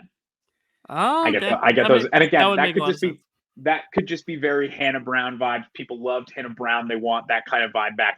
But the way that she, you know, I think she either wins or gets second and is the Bachelorette. But I think that her absolute like I'm back and forth on this, and it really could just be because if she's not who is really what it is for me. If she's not the Bachelorette who is, I don't think Teddy would be it. I don't think it would be Gabby based off of night one. And it could, they haven't picked anyone yet. So it could absolutely change depending on who we as an audience enjoy. But I feel like the general consensus already is that people love her. And they adore her and they adore her. I mean, look at us. We're gushing about her. Yeah. But like what I was saying is I would pick her as my final pick because of the absolute like adoration I have for someone who's like her. She reminds me of like the things I love about my wife. And I'm sure she reminds a lot of people about the things that they love about that person. Sincere, absolutely, open, honest, like absolutely adorable. She's beautiful, but also like she's cute. I just think, I don't know what it is. I feel like I look at Rachel and Clayton and I see that kind of perfect couple. She looks like she belongs with him, if that makes sense. That perfect blonde hair, blue eye, and I feel like they're just going to develop even more that connection that they had night one. And it also, I mean, it could come down to just like him telling them that he's been intimate with all of them, and she comes back and is like, I don't care because I'm here for you. I'm here for you. And Rachel gives me that vibe, that conversation where she was like, do you want to learn how to fly? And he's like, I don't think I'd be very good. And she's like, oh, you would absolutely be amazing. And just the way that they talk and converse, I don't know. I could be wrong. Yeah. Again, I'd be happily wrong because I love Susie and I'd love for them to end up together. I think it's either Rachel or Susie. I'm going with Rachel because I think their connection is stronger. Yeah, sorry, I was just pulling up our next thing because we're going to be talking about another show soon. But I like the pick. I just didn't get huge. Like, I think Rachel and Susie were in the same boat for me, and I picked Susie over Rachel. I don't know. I haven't seen enough of Rachel yet to know for sure. But I think Rachel just is more prone to drama as well. I will tell you, I debated Genevieve too. Genevieve was on there for a while. Sarah was on there for a while. Sarah, I can't even remember Sarah. It was really Sarah and Teddy who I went back and forth on, and Sarah was only on there because of the previews, and then I was like, no, I really think Teddy is going to go far because of the edit, whatever. Yeah. We'll see, I guess. Yeah, it's hard to look into all that. But anyway, yeah, those are winner picks. We'll see how the season continues, and we'll continue talking about it. But we have another premiere that has actually aired while it's airing while we're talking. So no spoiler, I promise. Because obviously they haven't even had the elimination anyway, so we wouldn't even know. But because there's still 20 minutes left in the episode while we're still talking about it. Amazing Race is out. So you've already watched it by the time you're watching it, but we haven't, and we are going to predict this cast. But first, let's assess this cast. Let's talk about this cast because there's a lot of cool couples, cool pairs in this cast. Let's just jump right in. We're gonna do it the same way we kind of did for Survivor. I'm just gonna kind of take us through this journey here. Let me. While you have that pulled up, I need to get chapstick because my lips are bad, but I can hear you. All right, yeah, I'm trying to make the image bigger, but I don't know if that's gonna work. Yeah, we'll go with that. So first, Zach, we have Akbar and Sherry. They are married educators from New Jersey. Sound familiar, Zach? He has his mic off, but yeah, it's Zach and his wife are both married educators. So I already kind of know Zach might be leaning toward rooting for them for sure. And what we'll do at the end is we will rank these from 11 to 1 based on how we think they will do in the race. And then we will, instead of doing it week by week, because every single week is an order itself, we won't be ranking them every single week, but instead we'll just kind of take our original ranking and say we put Akbar and Sherry in first and they are the first eliminated, we will give them I think 1 point. And if we put them in first and they win, we'll give them 11 points. And depending on how far off you are in placement, so if they get second, you'll get 10 points, 9 points, so on and so forth. That's just a hypothetical, not to say that we will be putting them at the top. Maybe Zach will. I do need to pee, so maybe Zach will give his thoughts on Akbar and Sherry while I go pee. Actually, no, I can hold out. Anyway, Akbar is 45, Sherry's 44. They've been married for 17 years with 3 children. They met in college playing Division I basketball, so they are both athletes to some extent, or previous athletes to some extent. I'm just telling Go pee. all them. Go pee if you need to. I heard No, you. it's fine, it's I fine. literally couldn't find my chapstick. Akbar and Sherry, married educators. How do you feel about that, Zach? They hope their time in education has given them the patience to run a successful race and take home the $1 million for both their children and students. I could see them doing very well. What do you think, Zach?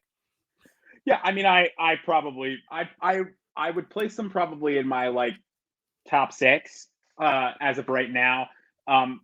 Teachers very very analytical. I'm sure in some way, shape, or form. Though being a teacher myself, I mean, I would do terribly on The Amazing Race.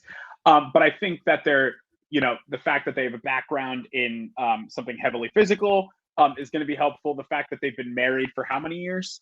17 years. That connection is always really really great, but you never know how people do in high pressure situations. Right. I want to see them go far. I think they will go far. I think we won't see them out first. I think their athletic background will help. The only thing is they are a little older. How long has it been since they've been athletes? It's probably been a while. They've been together for 17 years with 3 children. I could see them being a little slower than the pack of younger racers, but I think they'll do a good job. Moving on. Next, we have Anthony and Spencer. Anthony Sadler and Spencer Stone. These are celebrities. Their third buddy, Alex Scarlatos, I think his name is, was on Dancing with the Stars. These 3 guys, if you don't know their story, in 2015 they went on a European train ride to Paris, and they saw ISIS terrorists on the train with guns. And Spencer, actually the guy on the right, the white guy, went and tackled the guy with the gun, and they basically were able to get all the terrorists and get everyone off the train safely and literally like save the lives of all these people. They made a movie about him called like the 317 to Paris or whatever it's called. I forget the name of it, but it was directed by Clint Eastwood. These 3 guys are heroes. They're obviously Alec is not there. It is Anthony and Spencer here. Alec actually got like 3rd place on Dancing with the Stars, so he's already had his time in the spotlight. Now these 2 are doing Amazing Race. They are actual celebrities because of what they did, but they are just real guys at the end of the day. So I think they are going to be very big rooting interests. It's just going to be a matter if their brains are as a match up to their brawn, because I think they'll be able to get through any physical challenge with no problem at all. It's just going to be a matter of when you have to make the puzzles or when you have to like speak the languages of different things. Like they obviously have experience traveling and they are very fit and physical. I like them a lot. I think they will go far. We'll say at the end where we think they'll place, but thoughts on them, Zach? What do you think? I didn't realize that that's who they were. That's pretty crazy. Yeah, I couldn't even. I'm shocked. It's pretty awesome. Nothing new or revolutionary. We'll keep going. We've been going for a while. Next we have Arun and Natalia Kumar. This is the only father-daughter pair. Look how sweet they look. I really liked. I actually watched their little 1-minute clips on the Instagram page, just like of them talking, and they have such a good chemistry. Arun is 56, Natalia is 28. They are day 1 fans of The Amazing Race. Day 1, living their dream by coming onto the show. Arun grew up in India, hoping his worldliness will give him a leg up. Natalia went onto the show, intending to get a nice early wedding gift of $1 million. So. What are your thoughts on them? Because obviously one is much older than the other. Have you ever seen The Amazing Race, Zach? Yeah. I watched when Jessica and Cody were on. I haven't watched probably since then. Yeah. So that was you know what it entails. So I'm about 3 years away. So what are your thoughts on a father-daughter pair? They could either be a force to be reckoned with or really quick boots. I'm hesitant to put them first because again, I'm always wrong. But I just think that I think Arun's awesome ability of like his knowledge of The Amazing Race and then also his worldly knowledge will probably be very helpful. Yeah, he knows how to do stick shift. That's big. Yeah, that's big. I mean that is that, and the thing is like that is big in other countries. You got to know those things. I don't know. I don't see them going very I don't either, far, and but who that's knows? that's the problem. I don't think they're the first boots. I think they'll be long enough that we can root for them, but I don't see them going particularly far, only because when you are older, he's, I believe, the oldest man in this race. It does slow you Right. down. He's close to 60. There have been Yeah. father-daughter, mother-son pairs that have Oh gone yeah. far, but a lot of it is luck based, and it really just depends on Yeah. how the challenges are. Um, Next, we have Caro and Ray. I don't know these two, but I'm sure Rachel does, and you might. They're from Love Island. They met on Love Island US season 1, where they finished in 3rd place. The Oh. couple is used to traveling long distances because one lives in LA and one lives in Toms River, New Jersey, which is also local. I have my thoughts on them. What are your thoughts, Zach? And I will say they did break up after shooting, so they are not together now. So I don't think Oh. I don't think either of us will be predicting them to win, maybe, but I don't know. Zach, what are your thoughts on them? Well, knowing that, I mean, my original thoughts always when someone is dating is probably, um, it's not going to go well, only because Yeah, when you're dating, and unless you've known each other a pretty long time, then you're usually this is not the situation for you to be in. It's high intensity, and you don't, you make one wrong move yeah, and that's the end of your yeah. relationship, which Uh, clearly I don't know, they might be my first poop picks right now. I was gonna tell you they're my first boot pick, and we're not gonna do our rankings now, but like they are my first boot pick because I think a, if they would have won, they would not have broken up. B, I just don't. I don't think their connection is built long enough. I think obviously the Yeah. mother daughter, the son father pairs, the married couples even have more time to develop that love, that bond, and that teamwork. And I just don't think they have it yet. Also, they don't live together, and that's also going to be Right. tough. I could see them really butting heads, not in a bad way, but just like in a communication way. And I just don't see them. Right. I don't see them going far. Even though I'm sure a lot of the CBS fans, our friends Lori and your wife Rachel included, probably will be rooting for them. I will not. Well, I'll be rooting for them, but I don't think they'll do very well. Connie and Sam Right. Griner. They are a married couple from Charlotte, North Carolina. Connie is 37, Sam's 39. They're ready for the Wednesday night lights. They are high school football. Well, he is a high school football coach. He has not had his team win a championship in 60 years, but he's hoping to earn one on the race. He and Connie are running for their family, including their star quarterback student who they brought into their own home years ago. So they adopted the Oh star man. quarterback. Yeah, I mean that is a compelling story already. I really like these two. I think he is Mhm. obviously going to be more physically like in it than she is because he's the football coach. But Mhm. I think she looks very physically fit. She looks like she's down for competition. Like she looks like she's ready. They look like they have good Right. chemistry from what I've seen of them so far. What are your thoughts on them? I love them as people, clearly. I feel like they have the ability to make it far or Mm, mess up really quickly in the beginning of the season and kind of either lose everything or have to really just like climb up from the bottom. And I feel like it'll be just a constant uphill climb. yeah, Um, the only thing that makes me, and this speaks to nothing about him as a person because what the hell do I know about football and coaching? But whenever you see someone who's a coach and we know that they, even ever since they took over, still their team hasn't won a championship. You have to ask yourself, is it the students or is it the coach? Whatever it is. But right. again, I can't make any snap judgments about that. That's just the very little I have to go off of making, first Mhm. impressions. Well, so I he's think. not he's not 60. So when he says his team has not won a championship in 60 Oh no, years, no, no! I know. It's I just think part when of did his when team that he's coaching has not won in 60 years. right He might have only been coaching there for like 5. again, yeah, and obviously, clearly, he hasn't done all of the years there. But even when you take over, like, is this his first year, or is it his 12th year? I Yeah. think that they're going to make a great team, and I think that's really cool. Knowing that they adopted one of their star quarterbacks, Yeah. really phenomenal. Yeah.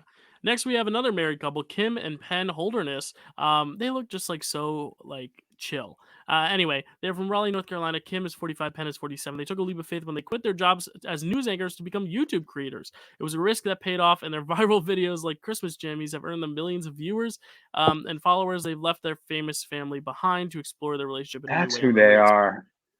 They're very interesting. I could see this going one of two ways. I could see them either like really not being with it, or I could see them shocking everyone in like final 3 because the race comes down. The Yeah. last leg is 3. I don't think there's anything in the middle for them. I think they either like go super far or they are like early boots. I don't know though. I like them both.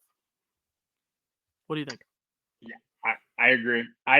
It's so hard. I feel like I don't have a ton to add, but only because there's not really you don't know.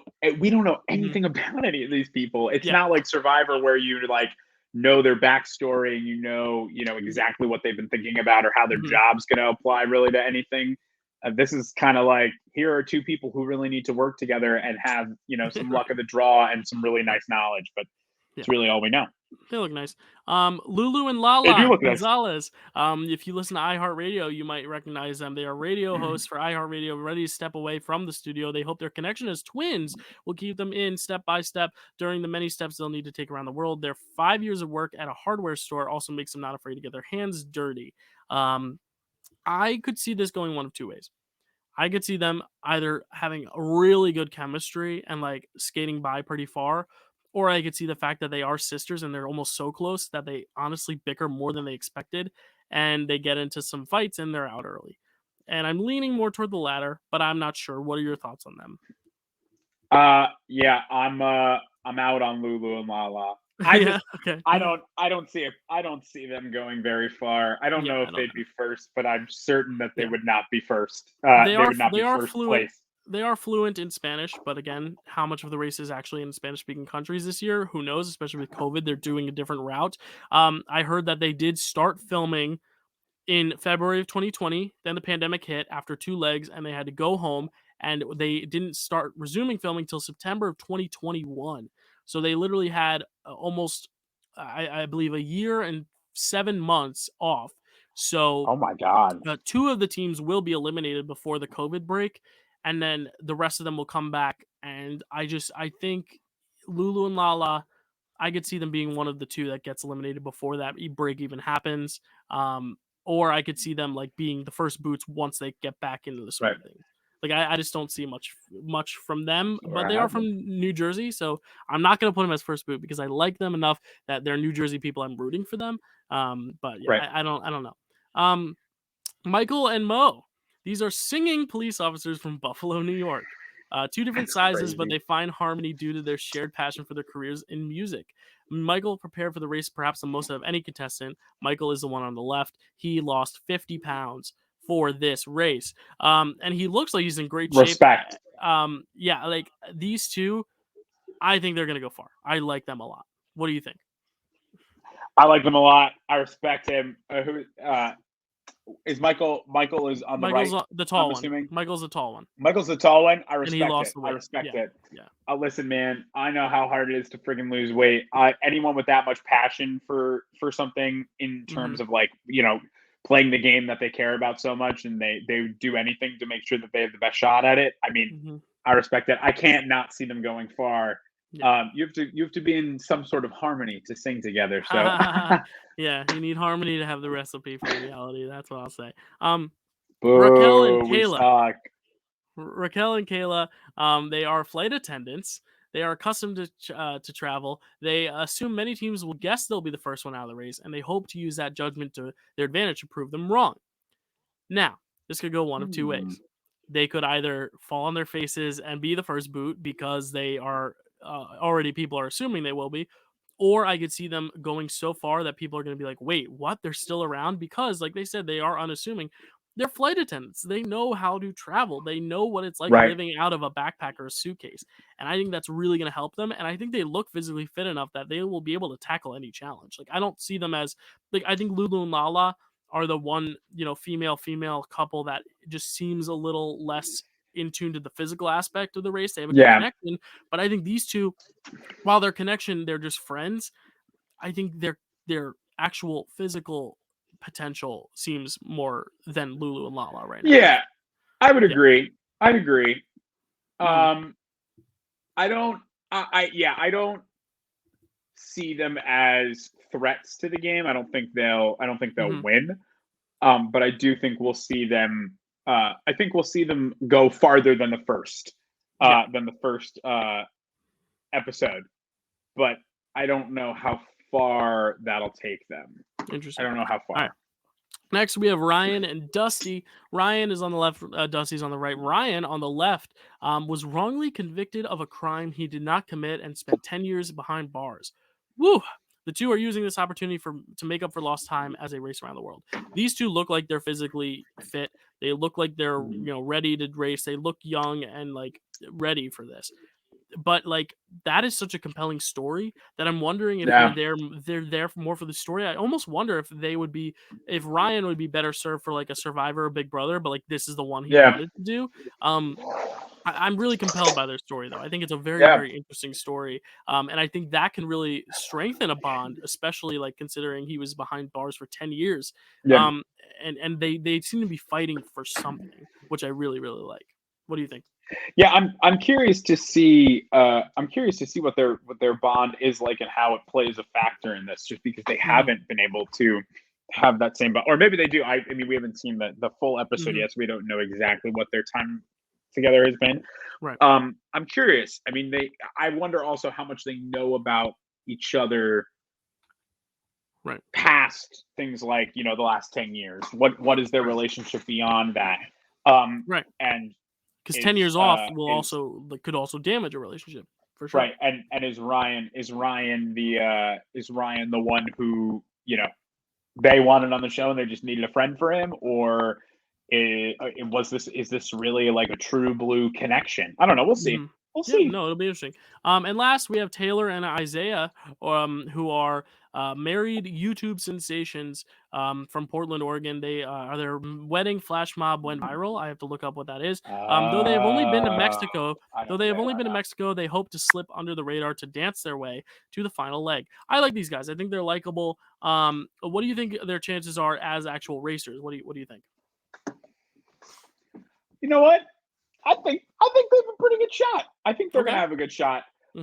I always think that married couples usually have a better leg up in this race, only because, and again, married couples who have had a good amount of time together, only because their relationship is automatically, I shouldn't even say automatically, but like likely much stronger because they have, there's no fear of being a little bit harsher with one another to make sure that things are going the way you need them to go.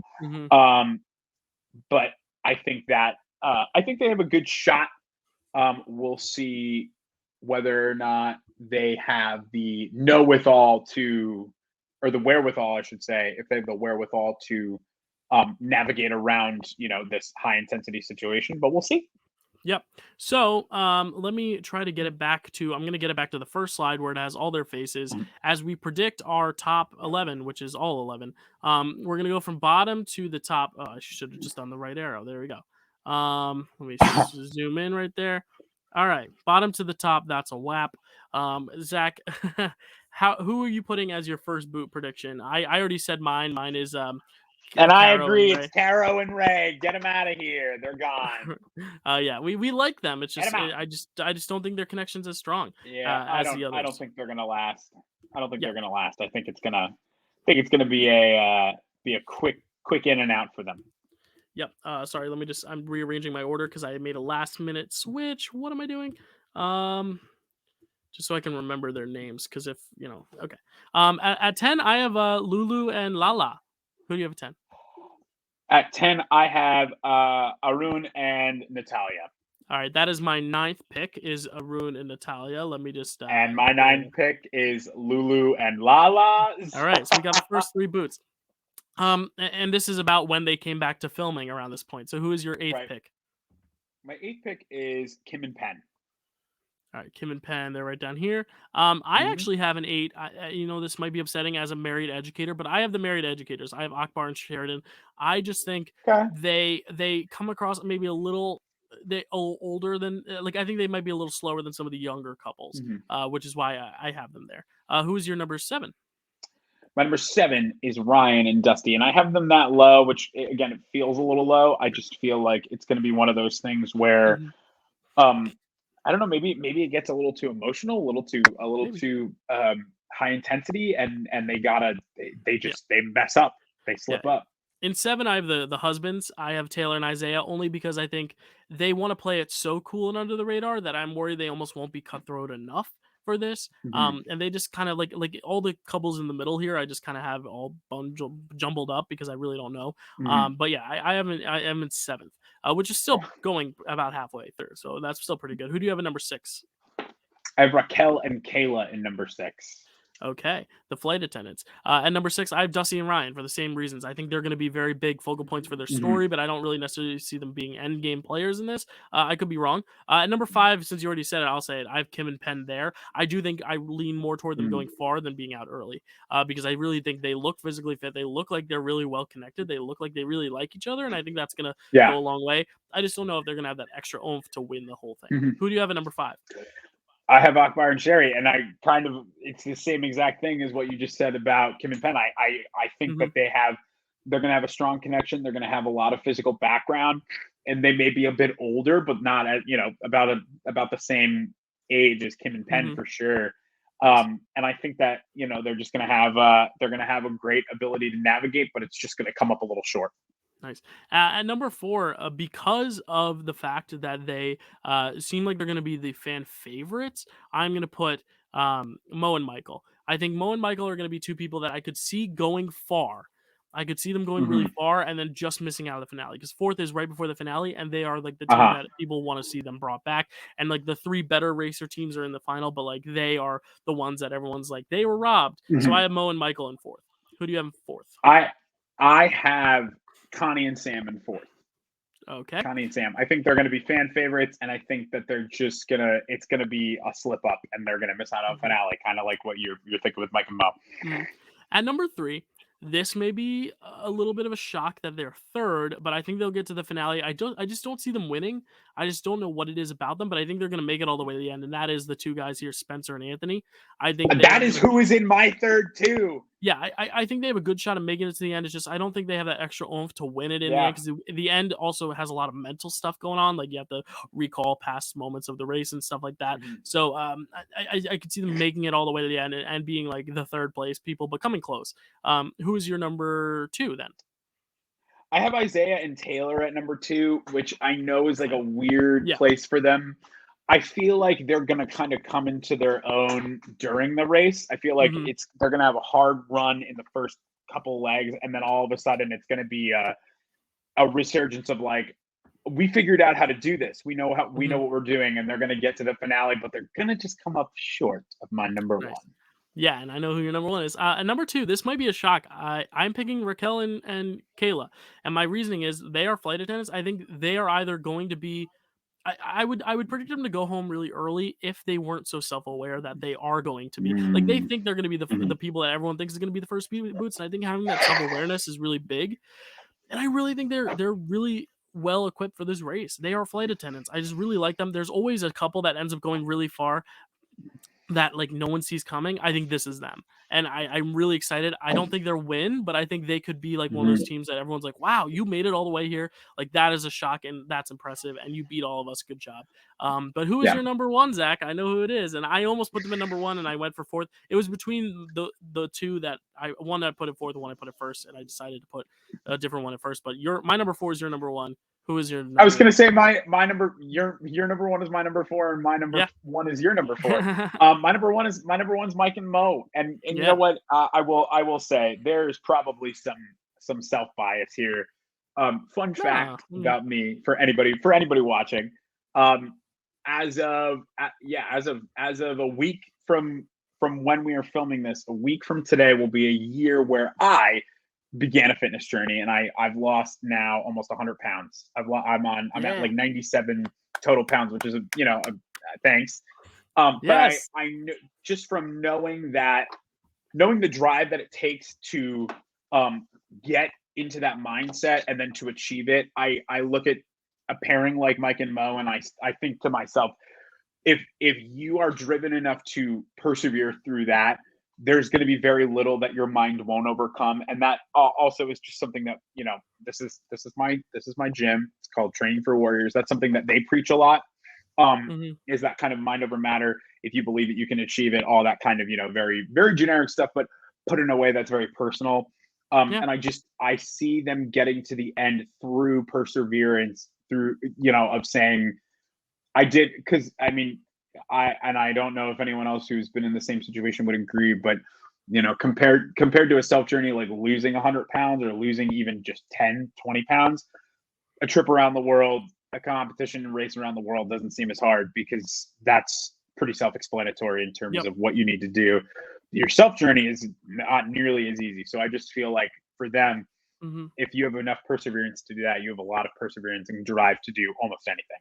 Yeah, and number one, for similar reasons, Connie and Sam, not similar reasons in the fact that I've never experienced what they've experienced, but I'm very Right. passionate about just children Right.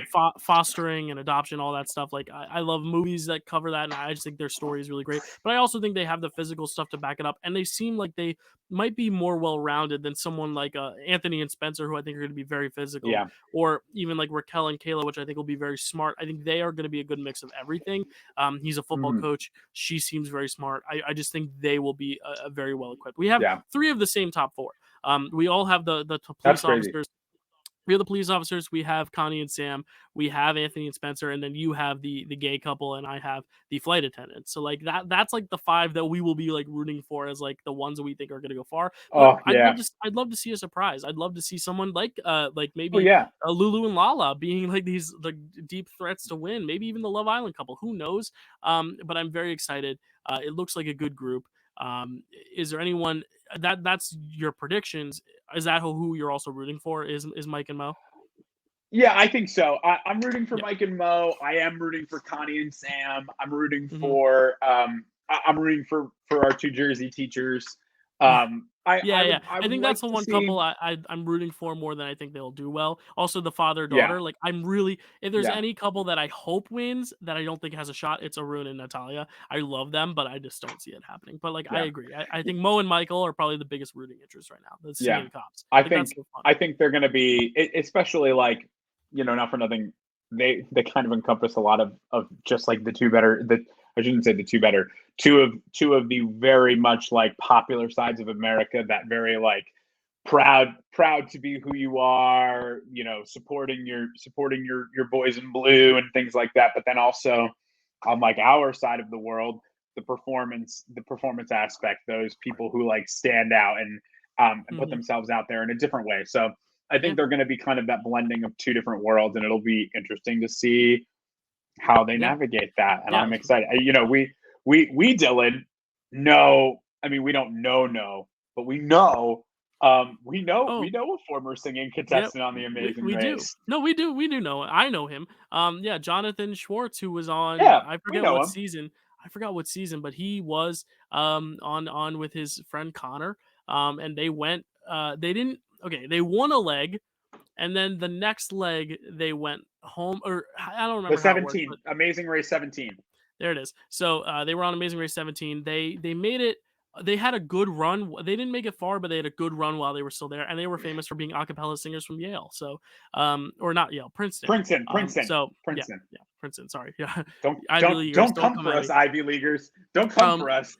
but yeah, Jonathan was on the race. It was fun to root for him. His dad was my teacher while I was in his class, so it was always every week we'd talk about it. When he won the leg, they each won because every time you win, you get a prize if you win a leg, and they Yeah. came in first on I believe the third leg, and they each got like $5,000. And like Mr. Schwartz's dad was like saying like, oh yeah, people were calling me asking if they could borrow money like as a joke, and I love that. So if you are a former racer and you want to give us some insight, if you think we're way off or way on with our predictions, let us know. But it'll be fun to watch the premiere. Next week we will be talking about the premiere of the Amazing Race. Depending on when we film it, it might be just us talking about the Amazing Race premiere, or it'll be us talking about the Amazing Race and Clayton's. Right. It's weird because we're filming this on a Wednesday, and I probably want to. We'll figure out the shooting schedule when we're We'll going figure it to out. film these, but Figure it out. it'll likely be we'll get an episode of Bachelor and Amazing Race in every week, but because of catch up, Yeah, we might do Amazing Race and then film it, and then the next week do Clayton's episode 2 and Amazing right. Race episode 2 just to kind of stay on track. But because our predictions will probably change as the race goes on, because teams do better or worse than we expected. So Yeah. I'm gonna go watch the premiere right now. I'm very excited. Zach, I'm gonna anything go else? to bed. Yeah, I was gonna say anything else to say. Thank you for taking 2 hours of your time to just catch up on No, all it's the stuff from fine. 2021 because we're starting 2 new Yeah, shows, ending 2 others. And we're gonna find you. And any last words? y'all know where to find me. I'm at all the places that I'm normally at. I thought in the world of reality TV, 2021 was kind of like the same way it was for everything. There were a lot of highs, some really scary lows, Yeah. and a pretty okay middle. Yep. I think that what I'm looking forward to most in 2022 is I'm looking forward to hopefully a lot of first time players playing for themselves and not trying to emulate games of other people. It's not a comment on things like The Bachelor, but I am, The Amazing Race, Survivor, Big Brother. I'm really excited for hopefully just like a lot of newbies to come in and make their mark because Yep. I feel like we had that. We got to see Shan make her mark. We got to see Tiffany Mhm. make her mark. We got to see we got to see someone like Michelle be one of our first bachelorettes to be really not dramatic and pick with her heart and pick her person, Also, not just based off of anything else. this year we got the first all African American, all black couple with oh my gosh, Marissa and Riley, but then the first ever Yes, black couple from a Bachelorette season with Michelle and Nate. So very exciting breakthroughs as well for that. with $200,000. Dylan, same thing. Where can they find you? And what are Um, your final thoughts on 2021? yeah, I think 2021 has been a lot of highs, a lot of lows, but I'm glad that everything is back in some capacity to watch. Mm. Obviously now with a variant, who knows what's going to get filmed, but we will be getting another Survivor season this year. We're getting Amazing Race Mm. starting today, or when you're listening to this last night. We're getting more Clayton. We're going to Oh yeah. get hopefully another Bachelorette season after that. So it's very exciting. And on the 2nd of February, we're getting Celebrity Big Brother, baby. It's coming up 2nd of February. We're also getting a name for the Washington football team. It's been 2 years, and they will finally be releasing their actual name since they dropped the name the Washington Redskins on Groundhog Day. So what were you going to say, Zach? I've heard that apparently, spoiler alert, I've Oh, heard that it's going to be the Admirals. I've heard it's the Admirals. Because Washington apparently, Admirals. that's what I've heard. I don't know if it's true. We're going to find out on Groundhog Day. Yep. But I've heard that it's the Admirals. I I'm could be rooting for the wrong. Washington Groundhogs. Or the Washington. I don't know. I was gonna think of something funny, but I'm too tired right now. So The check me out on the Washington socials. Moles. Washington Wolves. The sound, the sound, the bio has all the stuff about our socials and where you can check us all out. And hopefully, you're checking us out here and subscribing. You'll see Zach on some Marvel trivia coming later in the month. And once we get a celebrity cast, we will talk about the Celebrity Big Brother cast. As always, we do like to do cast assessments, and then we will also continue to cover Clayton and cover The Amazing Race as it airs. So it'll be exciting. Anyway, sayonara. We'll Lots see you next week. It was good talking to you, Zach, as always. We'll see you guys. good Bye. talking.